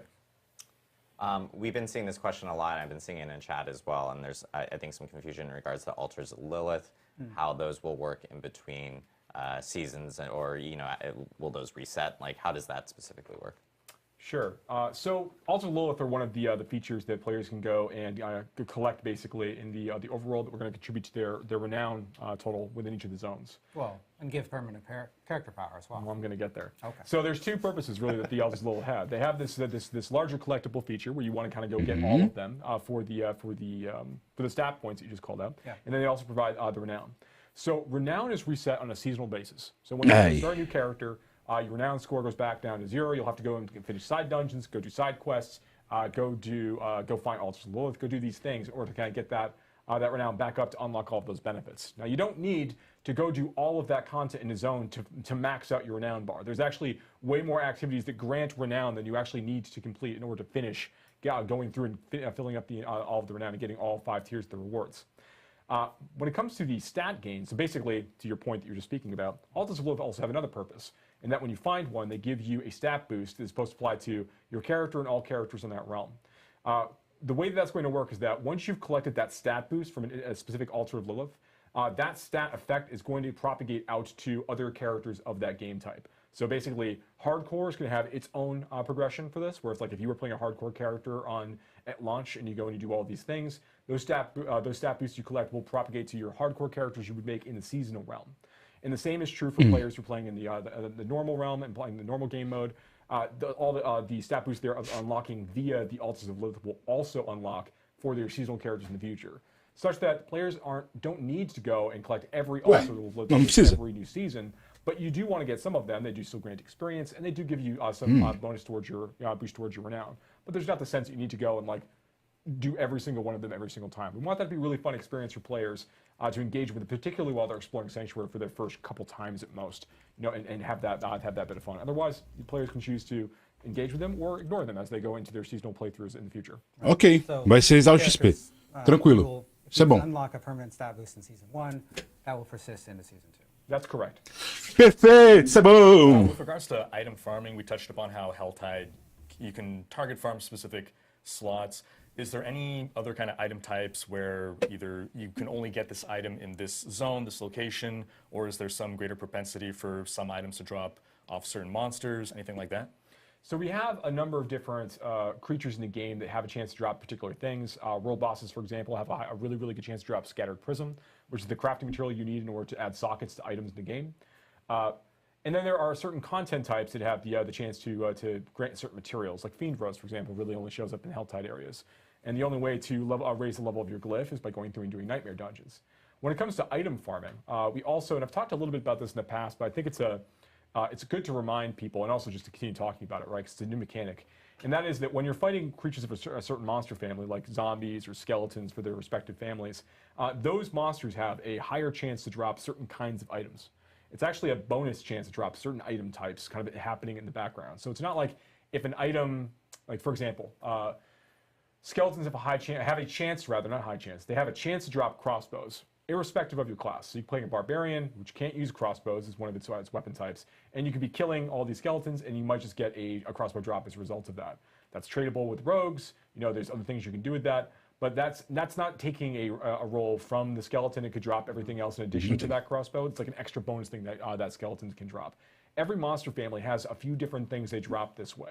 So as players are going through the experience, and particularly while they're leveling up in the campaign, they'll occasionally start saying like, oh, I'm getting like a lot of like rings from this, or I'm getting a lot of boots from this, or I'm getting a lot, and they'll realize that over time, over the course of time, that these are being dropped based on the monster families they're engaging with. So as players discover more of this, and they continue to fight more monsters and start mapping some of these things out, they will uncover the right areas or the best areas potentially to farm for certain kinds of things. And that includes like unique items as well. So if you're looking for a unique crossbow, maybe it behooves you to try to fight a lot of skeletons because they have a chance to drop crossbows in addition to other things. So these are the sorts of things that, like, as you're diving deeper into like the hunting gameplay, the item hunting gameplay, these are things to look at. That's not the end. There's a lot more we're going to be doing as the game continues to mature and as we're going into like our post-launch period. But we'll talk about that when the time's right. Fair enough. Okay. This one is kind of tied to some of the Server Slam stuff that we just announced, which is, will there be any additional changes made to the game after the Server Slam weekend, like what was done during the beta? No, we announced that the game has gone gold. The Server Slam you're testing a version of the game that is very close to the launch version of the game. That's why it's so effective as a Server Slam. Now, of course, as a live service game, we're going to be continuing to take feedback exactly like you saw during the beta, after the game has launched, and making changes and making improvements based on data and player feedback. Awesome. Ou seja, se tiver ruim druida, já era. Versus minimap. Minimap is a little map in the top right corner. Overlay is what we had in the past in D2, where you have this semi-transparency of the large-scale map over your actual gameplay. D4 does not have an overlay map. A lot of people are asking for it. What's the reason for no overlay? Custará? Não custa. 350. Playing through an action RPG and you're playing through that core loop, you're basically switching between two modes of behavior, right? You're killing monsters or you're navigating. And you're switching back and forth between those really quickly, and so it can be helpful to acho que uns 80, deixa eu ver quanto tá. Fast as possible so that you can I just killed those monsters, okay, where am I going to go? Is there an objective to the left or right? Right, and so the overlay map is very 72 euros.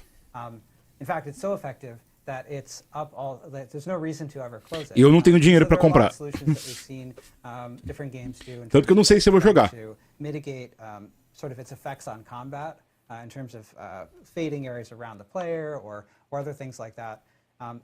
What we're trying to do is we're trying to keep the Sim, eu sei. O problema, Zorian, é que R$400 aqui é equivalente a 1/3 de um salário mínimo, entendeu? In certain cases, edge of screen indicators on the minimap.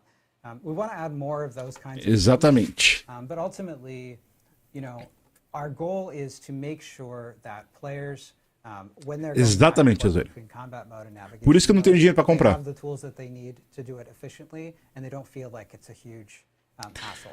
So we're going to be Mage continuing to Seeker work eu não on this. comprei, eu ganhei da Riot. Se eu não tivesse ganhado, eu não tinha jogado. Não tenho R$90 não. For launch, you know, you won't have an overlay map. We're trying to make that experience as smooth as possible. We're going to continue to listen to player feedback on this point. Ok, tem que ouvir mesmo. We have a question saying, are all dungeons going to be single floor iterations with halls like traversing, or are we going to get like maybe multi-level dungeons or anything Isso é that importante. brings like elevation or depth and so forth into those? You know, it's interesting that one of the things that we did in Diablo 4 that's really cool is that you don't have to load between dungeon floors. An interesting effect of that is that you might not always notice when you're going down a floor into a lower floor. There is a, you know, there are staircases and there are sort of moments where that shows up and there's UI that appears, that shows up. But in many cases our dungeons É o preço, have Foca. floors, and because it's so seamless. Quanto tá o jogo aí fora, Azorian? You know, when you think back to Tá vendo? Azorian, quanto tá o jogo pra você em euro? It's this very deep dungeon. Our dungeon tech can certainly do that too, and that's certainly something that could be a cool option. 70 euros. Olha lá, Foca. 70 euros atualmente dá R$400, cara. To separate out solo players versus groups, or are we going to see like 4-man squads ganking lonely players? Yeah, you will see 4-man. O euro tá 5,53. I want to make sure I'm really clear about this. Foca, aí é sonho. We have in Diablo 4 are not a place for honor. They're a place for slaughter. So if you go into those spaces, you need to be mindful that you are entering a chaotic realm of danger and threat. That's the fantasy. That's what we're trying to do.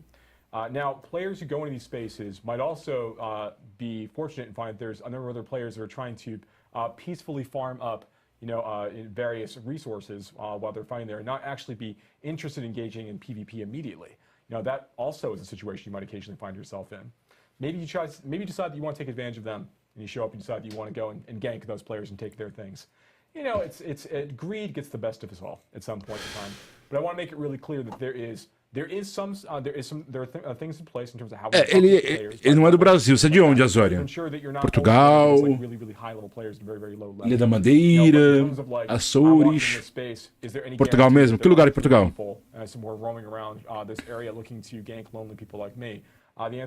Açores, ó. Acertei. Go in there with friends, or walk in and be prepared to occasionally die. You know, especially when you immediately walk into a field of hatred. If you were to immediately get killed by other players, there's actually no real penalty for you in that case. That you haven't started to acquire any of the PvP resources in that zone yet anyway. So they have nothing to gain from killing, and you have nothing to lose as a result of that death. So, yeah, things to experiment with, but you know. Quanto é o salário mínimo por aí, o Azorian? Pseudo matchmaking to stop like level 100 players ganking level 25 players. That's correct. There is some bucketing in place to make sure that doesn't occur. I would add too that the fields of hatred are 790. 790 euros, só pra você ter uma ideia. There are some tools to avoid, you know, Dá R$4.300. Ou seja, o salário mínimo daí é equivalente a mais de 3 vezes o salário mínimo daqui. Get away from situations where you feel like you're at a disadvantage. There are also, when you think about eu sei, Foca, eu sei. É uma redução da matemática. Uma simplificação. The locations that you can do that, there are several locations, typically active at a time. you can sort of do some strategizing about where there might be enemy players and where it might be safe. That's right. When an altar is being used to purify those shards of hatred into red dust, you'll actually see a notification Seu on your PVP. map letting you know where that's actually occurring. So if you see that there's a lot of activity in the northwestern part of the zone, maybe that's a great time to sneak over to the southeastern side. Pois é, 10%. Aqui é mais de 30%. Because once it's cleansed, you can't lose it. You don't drop it. Aqui o salário mínimo tá R$ 1.200. We have a lot of questions Salário related mínimo. to, like, seasonal stuff. Tá em Battle Pass stuff, that we 1.320. actually our next live stream. A partir de maio. Soon TM will be actually focusing a little bit on our seasonal structure as well as Battle Pass and so forth. So we're actually going to leave those comments specifically for that. Pois é. Looking down E eu at tô the desempregado, né, monitor, Foca? Production behind me, keep going. Adam, what's wrong with you? That's just me. In regards to other quick questions that we do have, I'm going to just lightning off a few questions that have been coming up. These are kind of related, I would say, but one is Exatamente, Azúria. have we looked at doing something Se sobrar uma graninha, manda um Diablo pra mim aí. separately, mouse and keyboard on console? Is that something that we've also looked into? 37% do salário. Pois é. Chega a quase 40%. There you go.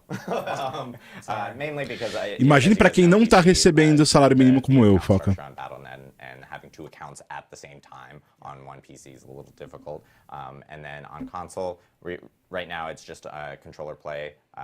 And as we get past launch and so forth, we'll look at more into feedback and everything from that end. I guess last question from me. Pois é, With Foca. regards to the crafting system, can we Eu expect tô falido it to be mesmo. something that is built up to be more robust over time with regards to either seasons or, again, expansions? Oh, yes. So Diablo 4 is a game about killing monsters, collecting loot, screwing around with that loot to do fun things and make it get more performance out of it, modifying those things, looking for the right affix. Yeah, we're going to absolutely continue to be like just changing some of the crafting options, modifying them, providing new options that don't exist right now, building upon things we already have in place. You can expect to see a lot of things. Like Diablo 4 is a live service because it's a rich bed of opportunities to continue to like refine, change, update, and modify the systems we have in place right now. So yeah, you'll definitely see more crafting features over the course of time. Awesome. Last few small questions. People have been asked about ray tracing because we mentioned the Não ligo pra ray DLSS tracing. 3 will be coming in. The Server Slam ray tracing is coming after launch. It's something that we had talked about earlier. Let's see. This is an interesting question. If you're on your mount, can you actually pick up crafting materials and stuff like that while you're on your mount in the overworld? There are a number of simple actions you can perform when you're on your mount. I believe right now you can pick up herbs when you're mounted. Yes. Cool. Ok, pergunta interessante, mas não tão importante. The chat's moving incredibly fast. A lot of people are talking about WASD movement right now. We don't have any plans for incorporating that. It's something that we may look into post-launch. É só terminar a gente conversa disso, Foca, beleza? Cool. I think we got a decent amount of questions in. Talked about this, the beta learnings, and of course all the information about Endgame And the Server Slam. and the Server Slam. Ashiba's Server Slam. Ia ser mais de 1h30? You mentioned WASD movement. So no, WASD movement will not be in the game at launch, but in the Server Slam, do check out the additional control customization options that we added. Yes. They are listed on the blog. And we want to continue to add more ways to customize the control scheme in the way that you're thinking of. So something that we're thinking about for the future. Exactly. So thank you guys again, and thank you, Riker, for joining Acabou? us this week. I know you've had a opportunity to Vai play acabar já já, Foca, quite pelo a jeito. lot. We've just stuck him in a room. He's really just played the game a ton this week. Eu acho que não vai demorar mais nem 10 Really minutos. appreciate everyone tuning in Oh. for the Diablo 4 developer update live stream. Again, our next live stream will be sometime in May, early May, and we'll be talking a little bit about our season structure as well as our battle pass. And a few other things that we did want to call out in terms of Diablo 3. We have season 28 currently going on right now. It's an awesome season. Highly recommend checking it out. Yeah, check it out. If you haven't. And then, of course, with Diablo Immortal, they just came out with a big update about a week or two ago that added a new PvP system into the game. So make sure to check that out if you haven't as well. For Diablo 2, we do want to announce one quick thing as well, which is the Diablo 2 Season 4 Diablo 2 Season 4 will actually begin on May 4th. So we did want to get that out so people can plan their calendars, because it's always been a fun, exciting time within D2R for people to do the ladder race as they kind of get prepped for it, take time off, call off from work. We'll give you a doctor's note. It's perfect. So, but yes, thank you guys again for tuning in to the Diablo 4 Developer Update live stream. And we really appreciate you guys and appreciate the feedback. And thank you again, Riker. Thank you so much for joining us. Yeah, it's good to have you. Yeah. Any parting words from anyone over here? Well, Yeah, go ahead. we would like you to slam the server. Yeah, do that. Yes. Yeah. You must be level 20. And, we tested, an interesting thing is that we tested the Ashava fight at level 20 Yep. to make sure that it was doable. Yes. We were pretty sure it was doable, but we did want to check to make sure it was doable. They were like, okay, go on. It is quite challenging. If you are having a lot of trouble with it, you can always go down to difficulty level. That's true. You could always go down to World Tier 1. That's right. Yes. And Woody Joe, we expect you to solo it. For sure. And again, you can pre-purchase Diablo 4. We have a QR code up there. We have a deluxe and ultimate version that are available for the digital version that can give you early access up to 4 days before launch. So yeah, thank you guys again and really appreciate it.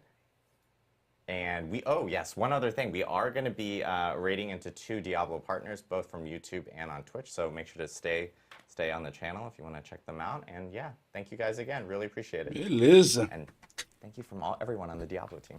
See ya. Yeah. Ô, Azuri, se quiser me mandar alguma coisa, não manda superchat não, ó. Manda meu Patreon. Patreon é melhor, porque superchat eu demoro meses pra conseguir.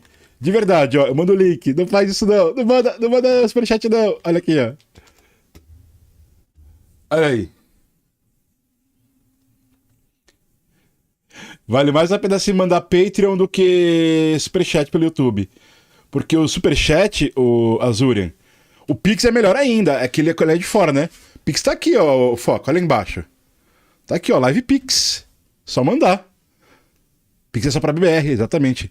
Mas sabe qual é o problema, Azurian Rhodes? Pronto, acabou.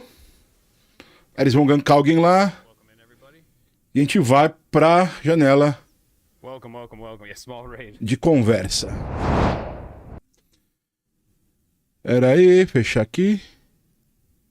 Pronto, fechando. E agora podemos voltar a conversar direitinho por uma música de fundo. Pera aí, cadê a musiquinha? Cadê a música? Música, aqui. Aham, pera aí.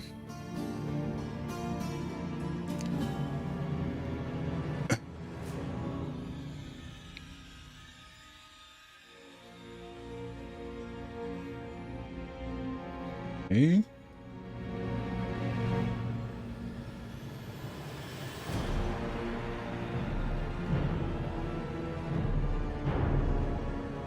Cadê minha música do Diablo? Relaxa, Foco, relaxa. Mas tá aí, ó. Pix tá aqui. Quiser mandar o Pix? Deixa eu adicionar aqui na telinha também o Discord. Azurian, quiser entrar lá no Discord... Tá fraco ainda em Diablo, mas aos poucos a gente vai construindo um Discord maneiro pra conversar com a galera. Cadê? Discord, TXT, Discord, Diablo. Aqui.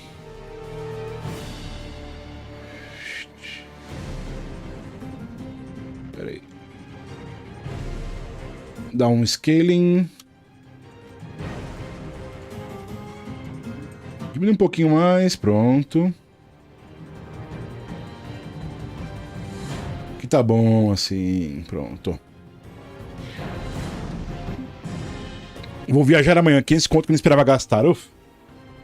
Nem me fala de dinheiro, Foca, não me fala de dinheiro que dá tristeza. Mas então, deixa eu explicar pra vocês. O que acontece? No YouTube, o superchat que é enviado, eu só posso sacar quando eu fizer 100 dólares. O YouTube só pode sacar quando faz 100 dólares. Então, se aparece agora o dinheiro na minha conta, eu só posso sacar quando bater 100 dólares. E às vezes demoro 3, 4 meses para poder fazer 100 dólares. Então qualquer colaboração que é enviada, Não chega. Só um segundo de uma coisa, peraí.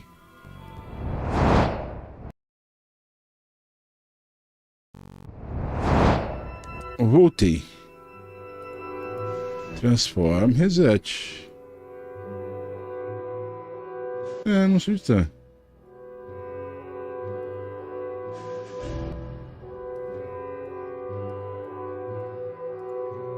Ih, travou. Hein? Tinha travado pesado.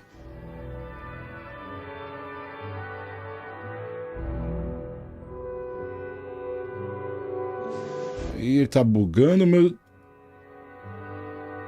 Pera aí. Pronto.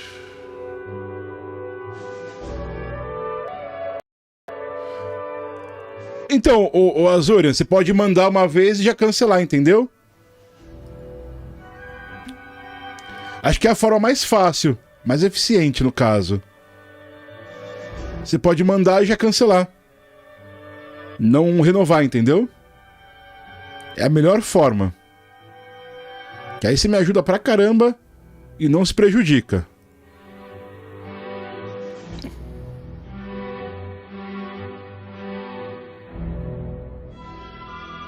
Deixa eu adicionar aqui que tá faltando telinha de música do Diablo. Pronto, música do Diablo. Aqui embaixo, pronto. Aí fica mais bonitinho aqui a musiquinha, né? Ó.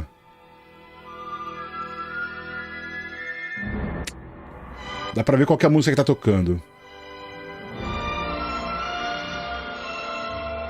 666. Coxinha do mês. Brigadão, Foquinha. Valeu, meu querido. Brigadão mesmo. Então, esse é o problema do YouTube, né? Se eu tivesse um fluxo de $100 por mês no YouTube, eu recebia todo mês. Eu não tenho. Então, às vezes, eu demoro 2, 3 meses... Aliás, desculpa. 3, 4 meses para poder bater $100. Então, por exemplo, se você me ajudar hoje no Superchat, eu só vou poder ver isso, sei lá, daqui 2, 3 meses. E aí acaba não servindo ao propósito que você quer. Já o Patreon, eu recebo todo mês, certinho.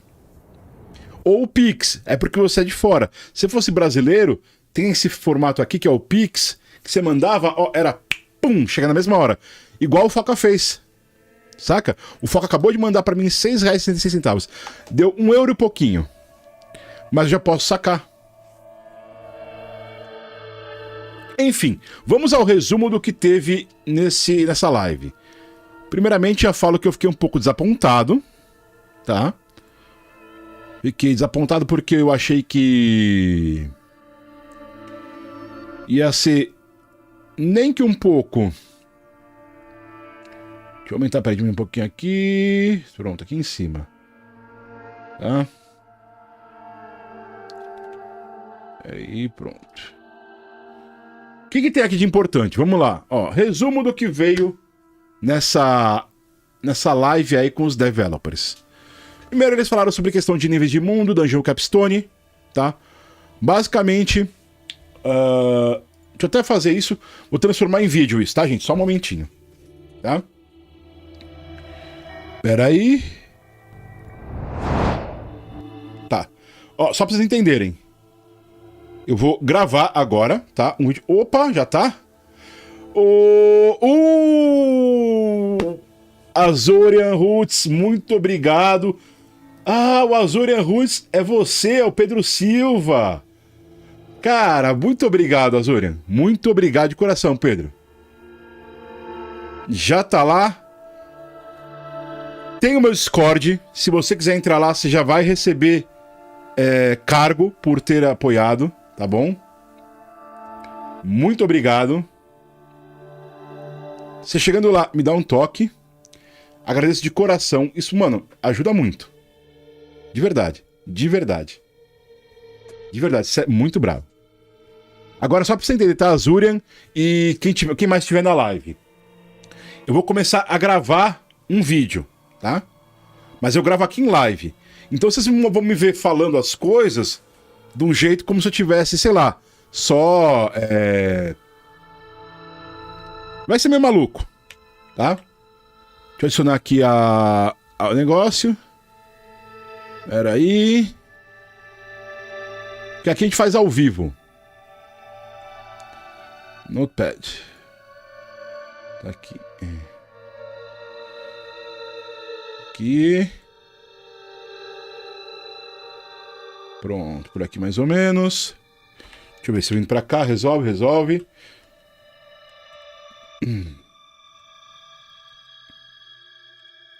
Ok. Então tá. Pra entender, eu vou gravar um vídeo. E aí eu vou conversar com o vídeo. Aí eu vou falar, obrigado, até a próxima. Eu vou encerrar o vídeo. Mas na verdade, tá? Pera aí, que antes de fazer isso eu preciso resolver um probleminha. Problema não, uma solução. Então, Azurian, fica aí. Fica aí que você vai ver como que eu gravo os vídeos. E já vai fazer parte aí do vídeo de hoje. Só preciso fazer uma pequena mudança.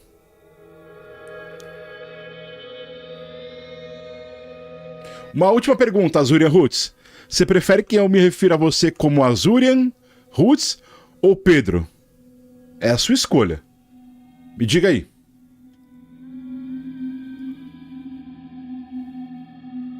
Me diga aí que aí eu vou saber.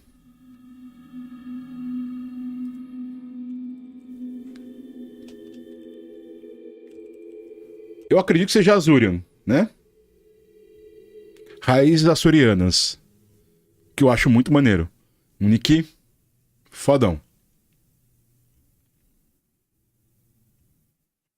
Pedro. Por que você não tem essa opção? Porque pra mim você é o foca. Acabou, ué. Pode ser Pedro? Ah, vai ser Azurian então. Vai ser Azurian Roots, porque aí você vai entender por que isso. Tá, só um momentinho.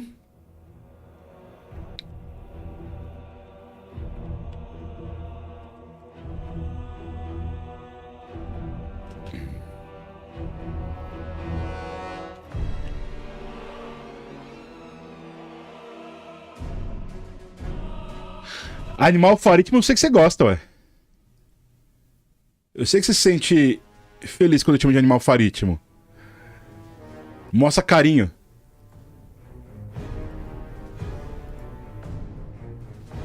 Então tá, vamos lá que agora eu vou gravar o vídeo com vocês aqui. Beleza? Então vamos lá. Botar a música que eu gosto sempre de gravar os vídeos, que é a música de Tristan. A básica maravilhosa.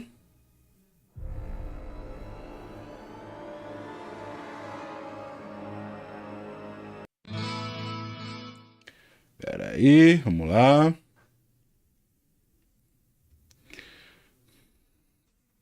Então prepare-se para ver uma gravação de vídeo ao vivo, pessoas. Espera aí.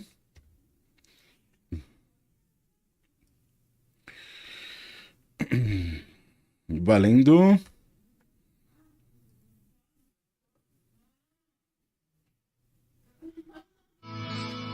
Tivemos a live de atualização desenvolvedor nesse dia 20.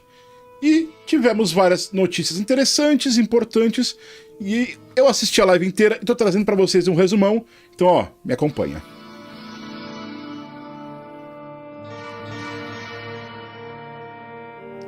Salve, salve pessoal, tudo bom com vocês? Ardu aqui na área, trazendo para vocês hoje um vídeo com um resumão de tudo que rolou naquela live, que ia ter live de atualização do desenvolvedor do Diablo 4. Então, antes de mais nada, não se esquece de deixar aqui um like no vídeo, se inscreve no canal, ative o sininho das notificações e se você gosta do meu trabalho, você pode fazer como essas pessoas maravilhosas que estão aqui, que me apoiam financeiramente através da chave Pix, através do Apoia-se, através do clube do canal, através do Patreon. Muito obrigado a todos vocês que me apoiam financeiramente e que permitem que eu possa continuar criando conteúdo. Agradeço a vocês de coração mesmo, ok? E agora vamos para as notícias sobre o que aconteceu, um resumão, ok? Não tá tudo aqui? Não tá exatamente tudo. mas tá o resumo, acho que das coisas mais importantes.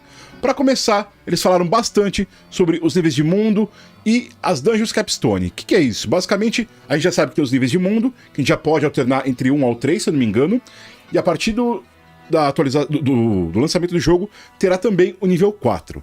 E como a gente pode ver, os itens sagrados dropam até o nível 3 de mundo, e a partir do nível 4 dropam os itens ancestrais únicos. E são itens que são realmente importantes e interessantes, e aparentemente têm características únicas, como por exemplo habilidades únicas, ok? Aí o que acontece? Para você conseguir passar o nível de mundo, você precisa passar pelas Dungeons Capstones, que é como tá aqui, ok? A gente vê aqui, ó, Dungeons Capstone. Elas são a forma de você poder pular pro próximo mundo, pro nível de mundo. Eles deram uma informação interessante de que o nível recomendado para se aumentar o nível de mundo... Ó, desculpa os erros aqui que eu fui escrevendo isso enquanto estava acontecendo, hein? É o nível 50, ou seja, ao chegar no nível 50, que é recomendado a você fazer essa transição de mundo. Tranquilo? E aí vem a questão, né? O poder dos itens, especialmente os ancestrais únicos, por mais que você drope eles no nível 50, por exemplo, eles vão continuar sendo úteis e interessantes até o nível 70. Uma parte interessante foi que eles falaram sobre trade, como dando a entender que talvez exista trade desses itens. Então, vamos ver o que acontece, tá? Em seguida, né, eles mostraram um pouquinho sobre os itens mágicos, itens únicos, lendários e tal, e eles mostraram que alguns poderes lendários, ou seja, esse item faz a sua nova de fogo explodir em 3 áreas. Eles mostraram pra gente que esses itens, que esses poderes lendários, não vêm só num slot, ok? Vão vir, por exemplo, num anel, vão vir numa bota, numa calça. Então isso vai dar mais alternância para as builds. Você não vai ser obrigado a dropar aquela calça específica para poder ter aquele poder lendário, tá bom? Depois disso, eles mostraram um pouco, falaram um pouquinho sobre Helltide. Helltide é uma outra forma, né, de jogo que vai ter, que se inicia no Tier Nightmare e que tem um limite de tempo. Durante esse tempo, você tem que enfrentar um mundo que é mais agressivo, ok? Em busca de Cinder. O que é Cinder? Basicamente, Cinder é uma moeda única que existe nesse modo para você abrir os baús infernais, os Hellcaches. Então, basicamente, você vai estar lá rushando atrás dos Cinders, caçando os baús, e aí quando você chega num baú, você vai ver, esse baú tem uma bota. E para abrir ele custa, sei lá, 100 Cinders. É mais ou menos essa a ideia. Só que qual que é a pegadinha? Ao morrer, metade dos seus Cinders são perdidos. Então, vai ser um pouco punitivo, mas vai gerar grinding, vai gerar busca por itens. Mas, ao mesmo tempo, é uma forma interessante de se prover mais conteúdo no jogo. Em seguida, eles falaram sobre os glifos de Paragon. E aí, eles falaram e não trouxeram muita novidade do que a gente já sabe. Vai ter as Paragon Board, né, que é basicamente as boards de excelência, que é equivalente aos níveis de Fallen, de certa forma, mas que vai permitir que a gente mexa no que a gente quer. Se você jogou Diablo 3, você sabe que tinha os níveis de excelência, né? E seria mais ou menos isso, seria uma tabela para excelência. E vão ter vários blocos e vão ter os nodes, os nós, que você pode ativar, desativar, para poder aumentar, por exemplo, mais 1 de força, mais 2 de mana, e por aí vai. São os nodes. Só que, além dos nodes comuns, tem os Rare Nodes, que vão ser muito bons, vão ser importantíssimos, e também vão ter os Legendary Nodes. Ou seja, a gente, além da evolução de jogo normal que vai ter do personagem, vai ter essa evolução baseada na board. Então vai ser muito importante pra gente ir atrás das coisas dessa board. Lá também tem os Glyph Sockets, mas eles não entraram em muito detalhe sobre como são obtidos os Glyph Sockets. Eles basicamente são pecinhas que você encaixa no node e atinge vários nodes. Ou seja, vamos dizer, você tem aqui um monte de coisa, força, destreza, blá blá blá blá, e aí você coloca mais 10%. Aí ele afeta uma área de 10%, entendeu? 10% do que... Aliás, aquela área que ele afetar recebe um bônus de 10%. Reforçaram, novamente, que são 200 pontos de Paragon, ou seja, é o que a gente vai buscar, né? Os pontos de Paragon, que são os pontos de excelência, que são os níveis de excelência do Diablo 3, por exemplo, com a diferença que nos níveis de excelência do Diablo 3 era infinito, né? Basicamente, eu pessoalmente estava mais de 500, e olha que eu não jogava mais de 5 anos, mas dessa vez no Diablo 4 vai ser limitado, o que é importante para não criar aquela coisa maluquice, né, que você ir em níveis onde o seu dano é 7 bilhões e tudo mais. Enfim. Aí eles entraram numa sessão para falar sobre os aprendizados do beta. O que eles falaram no geral, vamos falar real, foram atualizações que já foram mencionadas, principalmente na questão de buff dos melee e nerf nos ranged. Por que isso? Se você jogou Diablo 4, você sabe. Se você for melee, em cima de um boss, ele vai tacar aquela poça de veneno no chão e vai corroer metade da sua vida enquanto você tá dando porrada nele. E se você é ranged, você fica à distância, piu, piu, piu, piu, piu, e acabou. Então, eles estão mexendo nisso. O Bárbaro recebeu 10% de redução de dano passiva, porque ele, em tese, é o que vai ficar mais em frente às criaturas. É interessante. Agora, eles fizeram uma tabela com várias atualizações de classe, que já tá rolando faz um tempo aí, que já sabia que tinham sido feitas, mas eu não vou trazer ela aqui para não alongar ainda mais o vídeo. Aqui é mais um resumão. Se quiserem que eu fale sobre essas atualizações de classe, podem me dar um toque aí no vídeo, que eu faço muito sobre isso. Em seguida, eles falaram sobre os caminhos de volta das dungeons, tá? Aquela chatice de você entrar numa dungeon, ter que ir até o ponto X, para poder depois voltar para ir pro ponto Y, aquilo tava chato. Além deles terem mexido no design das dungeons, tá aqui embaixo, como vocês viram, tá? Agora também vai ter as emboscadas. Você passou por um caminho. Quando você voltar nesse caminho, você vai encontrar, sim, personagens, monstros. Não vai ser aquela coisa, ficar 5 minutos andando por lugar onde eu já andei, sem criatura pra matar, sem bicho. Agora não, vão ter as emboscadas. Isso deve melhorar a questão de backtracking, como eles chamam. Nasquelas quests de ânima, tá? A gente tem que ficar coletando alminha e depois depositar. Ao depositar essa ânima na quest, a gente vai ganhar um buff. Não explicaram muito qual buff que é, não deve ser nada muito absurdo, mas deve ser alguma coisa recompensadora, pra gente não sentir que só fez aquilo e né? Eles falaram também sobre a remoção do botão de reset da dungeon. Eu, pessoalmente, não usei nenhuma vez o botão de reset, então não posso falar pra vocês se funciona ou não, pra que serve ou não. O que eu acredito é que talvez pessoas estavam utilizando o botão de reset pra farmar ou para acelerar o farming. E talvez eles tenham achado que valia mais a pena tirar o botão de reset. Isso faz com que as dungeons não resetem? Não. Agora elas passam a resetar sozinhas, baseadas em tempo. Eles especificaram, por exemplo, você tá numa dungeon, você terminou ela, você sai, vai demorar 1 minuto mais ou menos para resetar ela. Você tá numa dungeon com bastante gente e ela não foi terminada, ela vai demorar um pouquinho mais, sabe? Enfim, vai ser funcional para ser ainda útil. Eu falo pra vocês, eu não testei muito isso, especialmente no beta, porque como o tempo era curto, não valia a pena ficar querendo grindar uma mesma dungeon, tá? Outra coisa, eles falaram que eles resolveram, né, uma reclamação dos jogadores que eram habilidades em monitores ultra-wide. Se você não sabe, se você tiver um monitor ultra-wide, aqueles que são bem compridos, com a habilidade, por exemplo, do feiticeiro, né, do arcano, que você consegue atravessar o mapa, você consegue atravessar a tela inteira. E isso estava muito OP. Eles resolveram isso e isso já vai estar resolvido para o jogo. E aí, outra coisa que eles explicaram. Vai ter, na primeira vez da semana que você faz o Road Boss, o seu loot vai ser melhor. Isso significa que você não vai ter mais loot decente nas outras formas? Não. Você vai ter loot decente fazendo boss várias vezes. Só que o primeiro loot da semana vai ser o melhor premiado. Eu acredito até que deva ter uma redução de qualidade conforme você faz várias vezes o boss, para não ser aquela coisa de você ficar grindando, farmando o boss eternamente. Tranquilo? E aí veio a notícia mais importante, que foi a surpresa que eles trouxeram. Eu confesso que eu estava esperando um anúncio de classe e fui inocente demais, porque um anúncio de classe nova deve vir só depois do jogo ser lançado. Enfim, burrice minha, tá?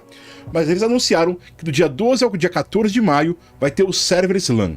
Então, todo mundo que quiser jogar Diablo 4 vai poder jogar, não precisa ter comprado o jogo, você vai poder jogar, entrar no server, que é a lotação de servidor. É um dia que eles fazem um teste para ver se os servidores aguentam uma movimentação pesada. E todas essas mudanças que a gente conversou aqui até agora, elas estarão já aplicadas no server LAN. Então, quer colar lá no server LAN, jogar, testar, manda bala, dia 12 e dia 14, tá? Em seguida, eles pularam para falar, né, sobre passo de batalha. Explicaram que cada temporada vai ter um conjunto de Nightmare Dungeons que vai ser feita uma rotação, ou seja, nessa temporada são essas e essas dungeons, depois pula para a próxima temporada, muda as dungeons, para não ficar aquela coisa maçante de sempre serem as mesmas temporadas. Desculpa, as mesmas dungeons, tá? Vai ter conteúdo que eles não especificaram muito bem para quem não se interessa por temporadas. Por exemplo, você não tá afim de farmar passe, ou você não tá muito afim de ficar resetando um personagem do zero toda a temporada, vai ter conteúdo para você também. Só não especificaram muito bem o que é. Sobre as árvores de habilidades atuais, eles falaram que elas são iniciais, ou seja, as escrituras iniciais são apenas iniciais. Elas podem sim receber atualização, mudança e adições em temporadas no futuro. Isso deve afetar completamente o jogo e talvez trazer coisas bacanas. Toda temporada vai resetar Resonome, e com isso, aquela questão que muita gente tinha era: vou ter que fazer as estátuas de Elite todas as vezes? Não, você não vai precisar fazer. Os benefícios providos pela estátua de Lilith serão mantidos. Você vai poder, só que elas vão ser resetadas. O que significa que você pode novamente pegar as estátuas de Lilith pelo XP, mas o benefício que ela te concedeu, uma vez que você pegou, não tem mais necessidade de pegar. Isso é uma coisa boa e ruim, porque você vai ter que fazer para pegar XP, mas não precisa para poder pegar o bônus. Eu achei bom, não vou reclamar disso. Depois disso, eles falaram um pouquinho sobre as famílias de monstros, né? Por exemplo, caveiras dropam bestas e não sei o que. Os Fallen dropam, sei lá, cajado e armas de madeira. Eles deram uma noção geral disso. Além disso, as famílias de monstros, vamos dizer assim, elas também vão dropar itens únicos. O que vai fazer com que seja muito mais fácil farmar e mapear os itens que você quer. Por exemplo, eu quero uma bota X, então é naquela região que você vai farmar. Isso é bem-vindo, né, para poder focar o grind, focar o farm. E aí eles falaram uma questão que, tipo, eles estavam respondendo as perguntas das pessoas, falaram, vai ter andares nas dungeons? O que eles deram a entender foi que já existem andares nas dungeons, só que como o loading time, a transição entre elas é quase invisível, a gente não percebe isso. Quando a gente olha para o mapa, a gente vê que não é bem assim, né? Mas foi a percepção que eles tiveram e a resposta que eles deram. E aí, a última informação importante, que acredito eu seja pertinente a muita gente, é que sim, eles vão adicionar mais opções de controle para você mexer nos controles que você joga para o server LAN. Mas o que vem aí, a gente vai ter que esperar o server LAN. E isso foi basicamente um resumo do que eles trouxeram pra gente, tá? Eles tinham falado no começo que ia ser uma live de pelo menos 1h30. A live durou 1h28, 25, 26 minutos. Tá? Eu não sei se eles esperavam mais perguntas ou se o que rolou ali, mas eu senti meio que eles queriam talvez trazer mais coisas, não puderam, ou sentiram que talvez não teve espectadores suficientes. Enfim, essa é a minha visão, essa é a minha percepção, essas foram as notícias sobre o Diablo 4. Deixa aqui embaixo o seu comentário, etc e tal. Nos vemos no próximo vídeo. Um abraço e falou!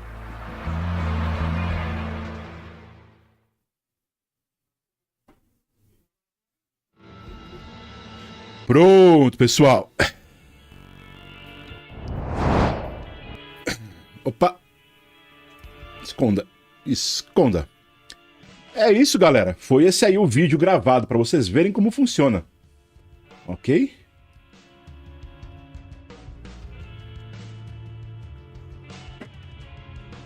E aí, o Foca tá por aí ainda? Azurian. Gostou, Azurian? É bem bom, work. Você viu? Agora, Azurian, por esse mês, você vai aparecer. Toda vez que eu gravar um vídeo, eu uso essa telinha aqui, né? Ó. Eu boto essa telinha aqui, que estão as pessoas que me apoiam. E olha só quem tá aqui. Azurian Roots. E o God Foca também tá ali, ó. No ladinho. Aqui é baseado em quantas pessoas apoiam. Então eu agradeço de coração, de verdade, esse apoio aí, Azurian. Vai ajudar bastante, bastantão. E é assim que eu gravo um vídeo. Curtiu? Achou maneiro? Não sei se você já se inscreveu aqui no canal, se inscreve. Eu faço lives com frequência, ok? E devo fazer live provavelmente lá pra semana que vem, jogando Diablo 2. Eu quero fazer a live Diablo 2 jogando todos os atos, né? Eu não sei se você já chegou a ver aqui no canal, eu tenho o Diablo... Como você falou que o Diablo 3 você não chegou a jogar, eu tenho uma playlist jogando todos os episódios, todas as temporadas, todos os atos do Diablo 3. Quiser dar uma olhada, você pode curtir. Talvez você se anime a jogar.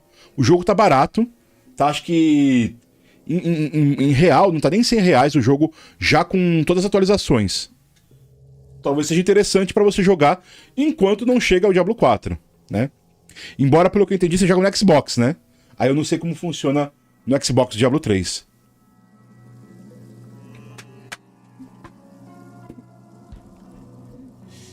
E é isso, gente. Essa foi a live. Eu achei que ia ter mais coisa, confesso pra vocês. Quando eles falaram que a live ia ter pelo menos 90 minutos, eu fiquei, nossa! Uau! Mas vocês viram, gente, 3h30 já não tinha mais live. Ah, não é Xbox? É no PC mesmo? Ah, então, ó. Peraí. Meu cachorrinho tá aqui. O que você quer? O que você quer que você tá aqui? Hein? Pedido.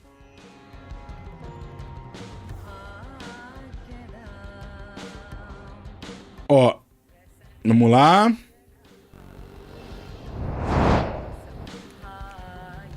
Client da Blizzard, ok? O Diablo 3. Ah, eu acho que acabou a promoção. Deixa eu ver. Vamos ver se acabou a promoção ou não.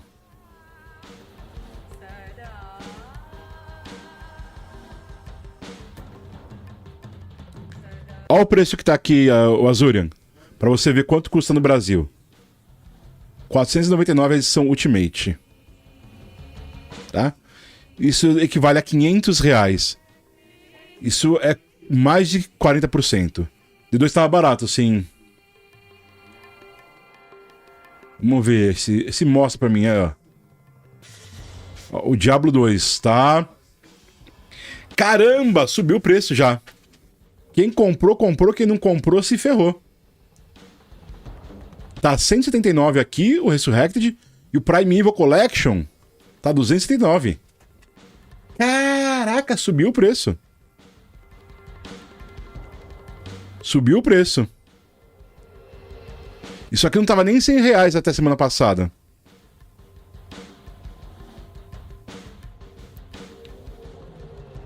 Subiu bem o preço. É aquela história, né? Quem comprou, comprou. Quem não comprou, se lascou. É, deve vir novas promoções. Deve vir novas promoções, não tenho a menor dúvida disso. Mas então, ó. Aqui no meu canal. Pera aí.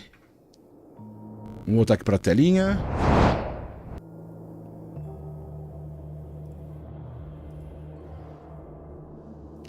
Deixa eu pôr ela aqui pra gente ver. Conframed.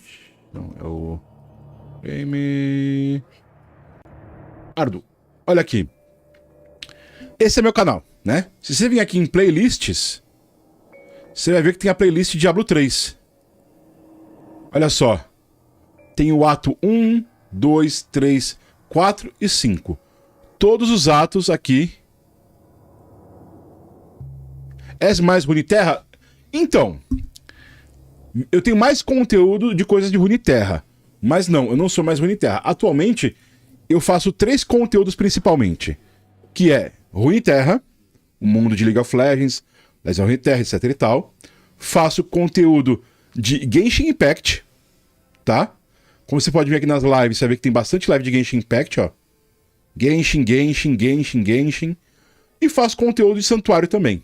Então esses são os conteúdos que eu faço. Runeterra, Teyvat e Santuário. São esses 3 mundos, né?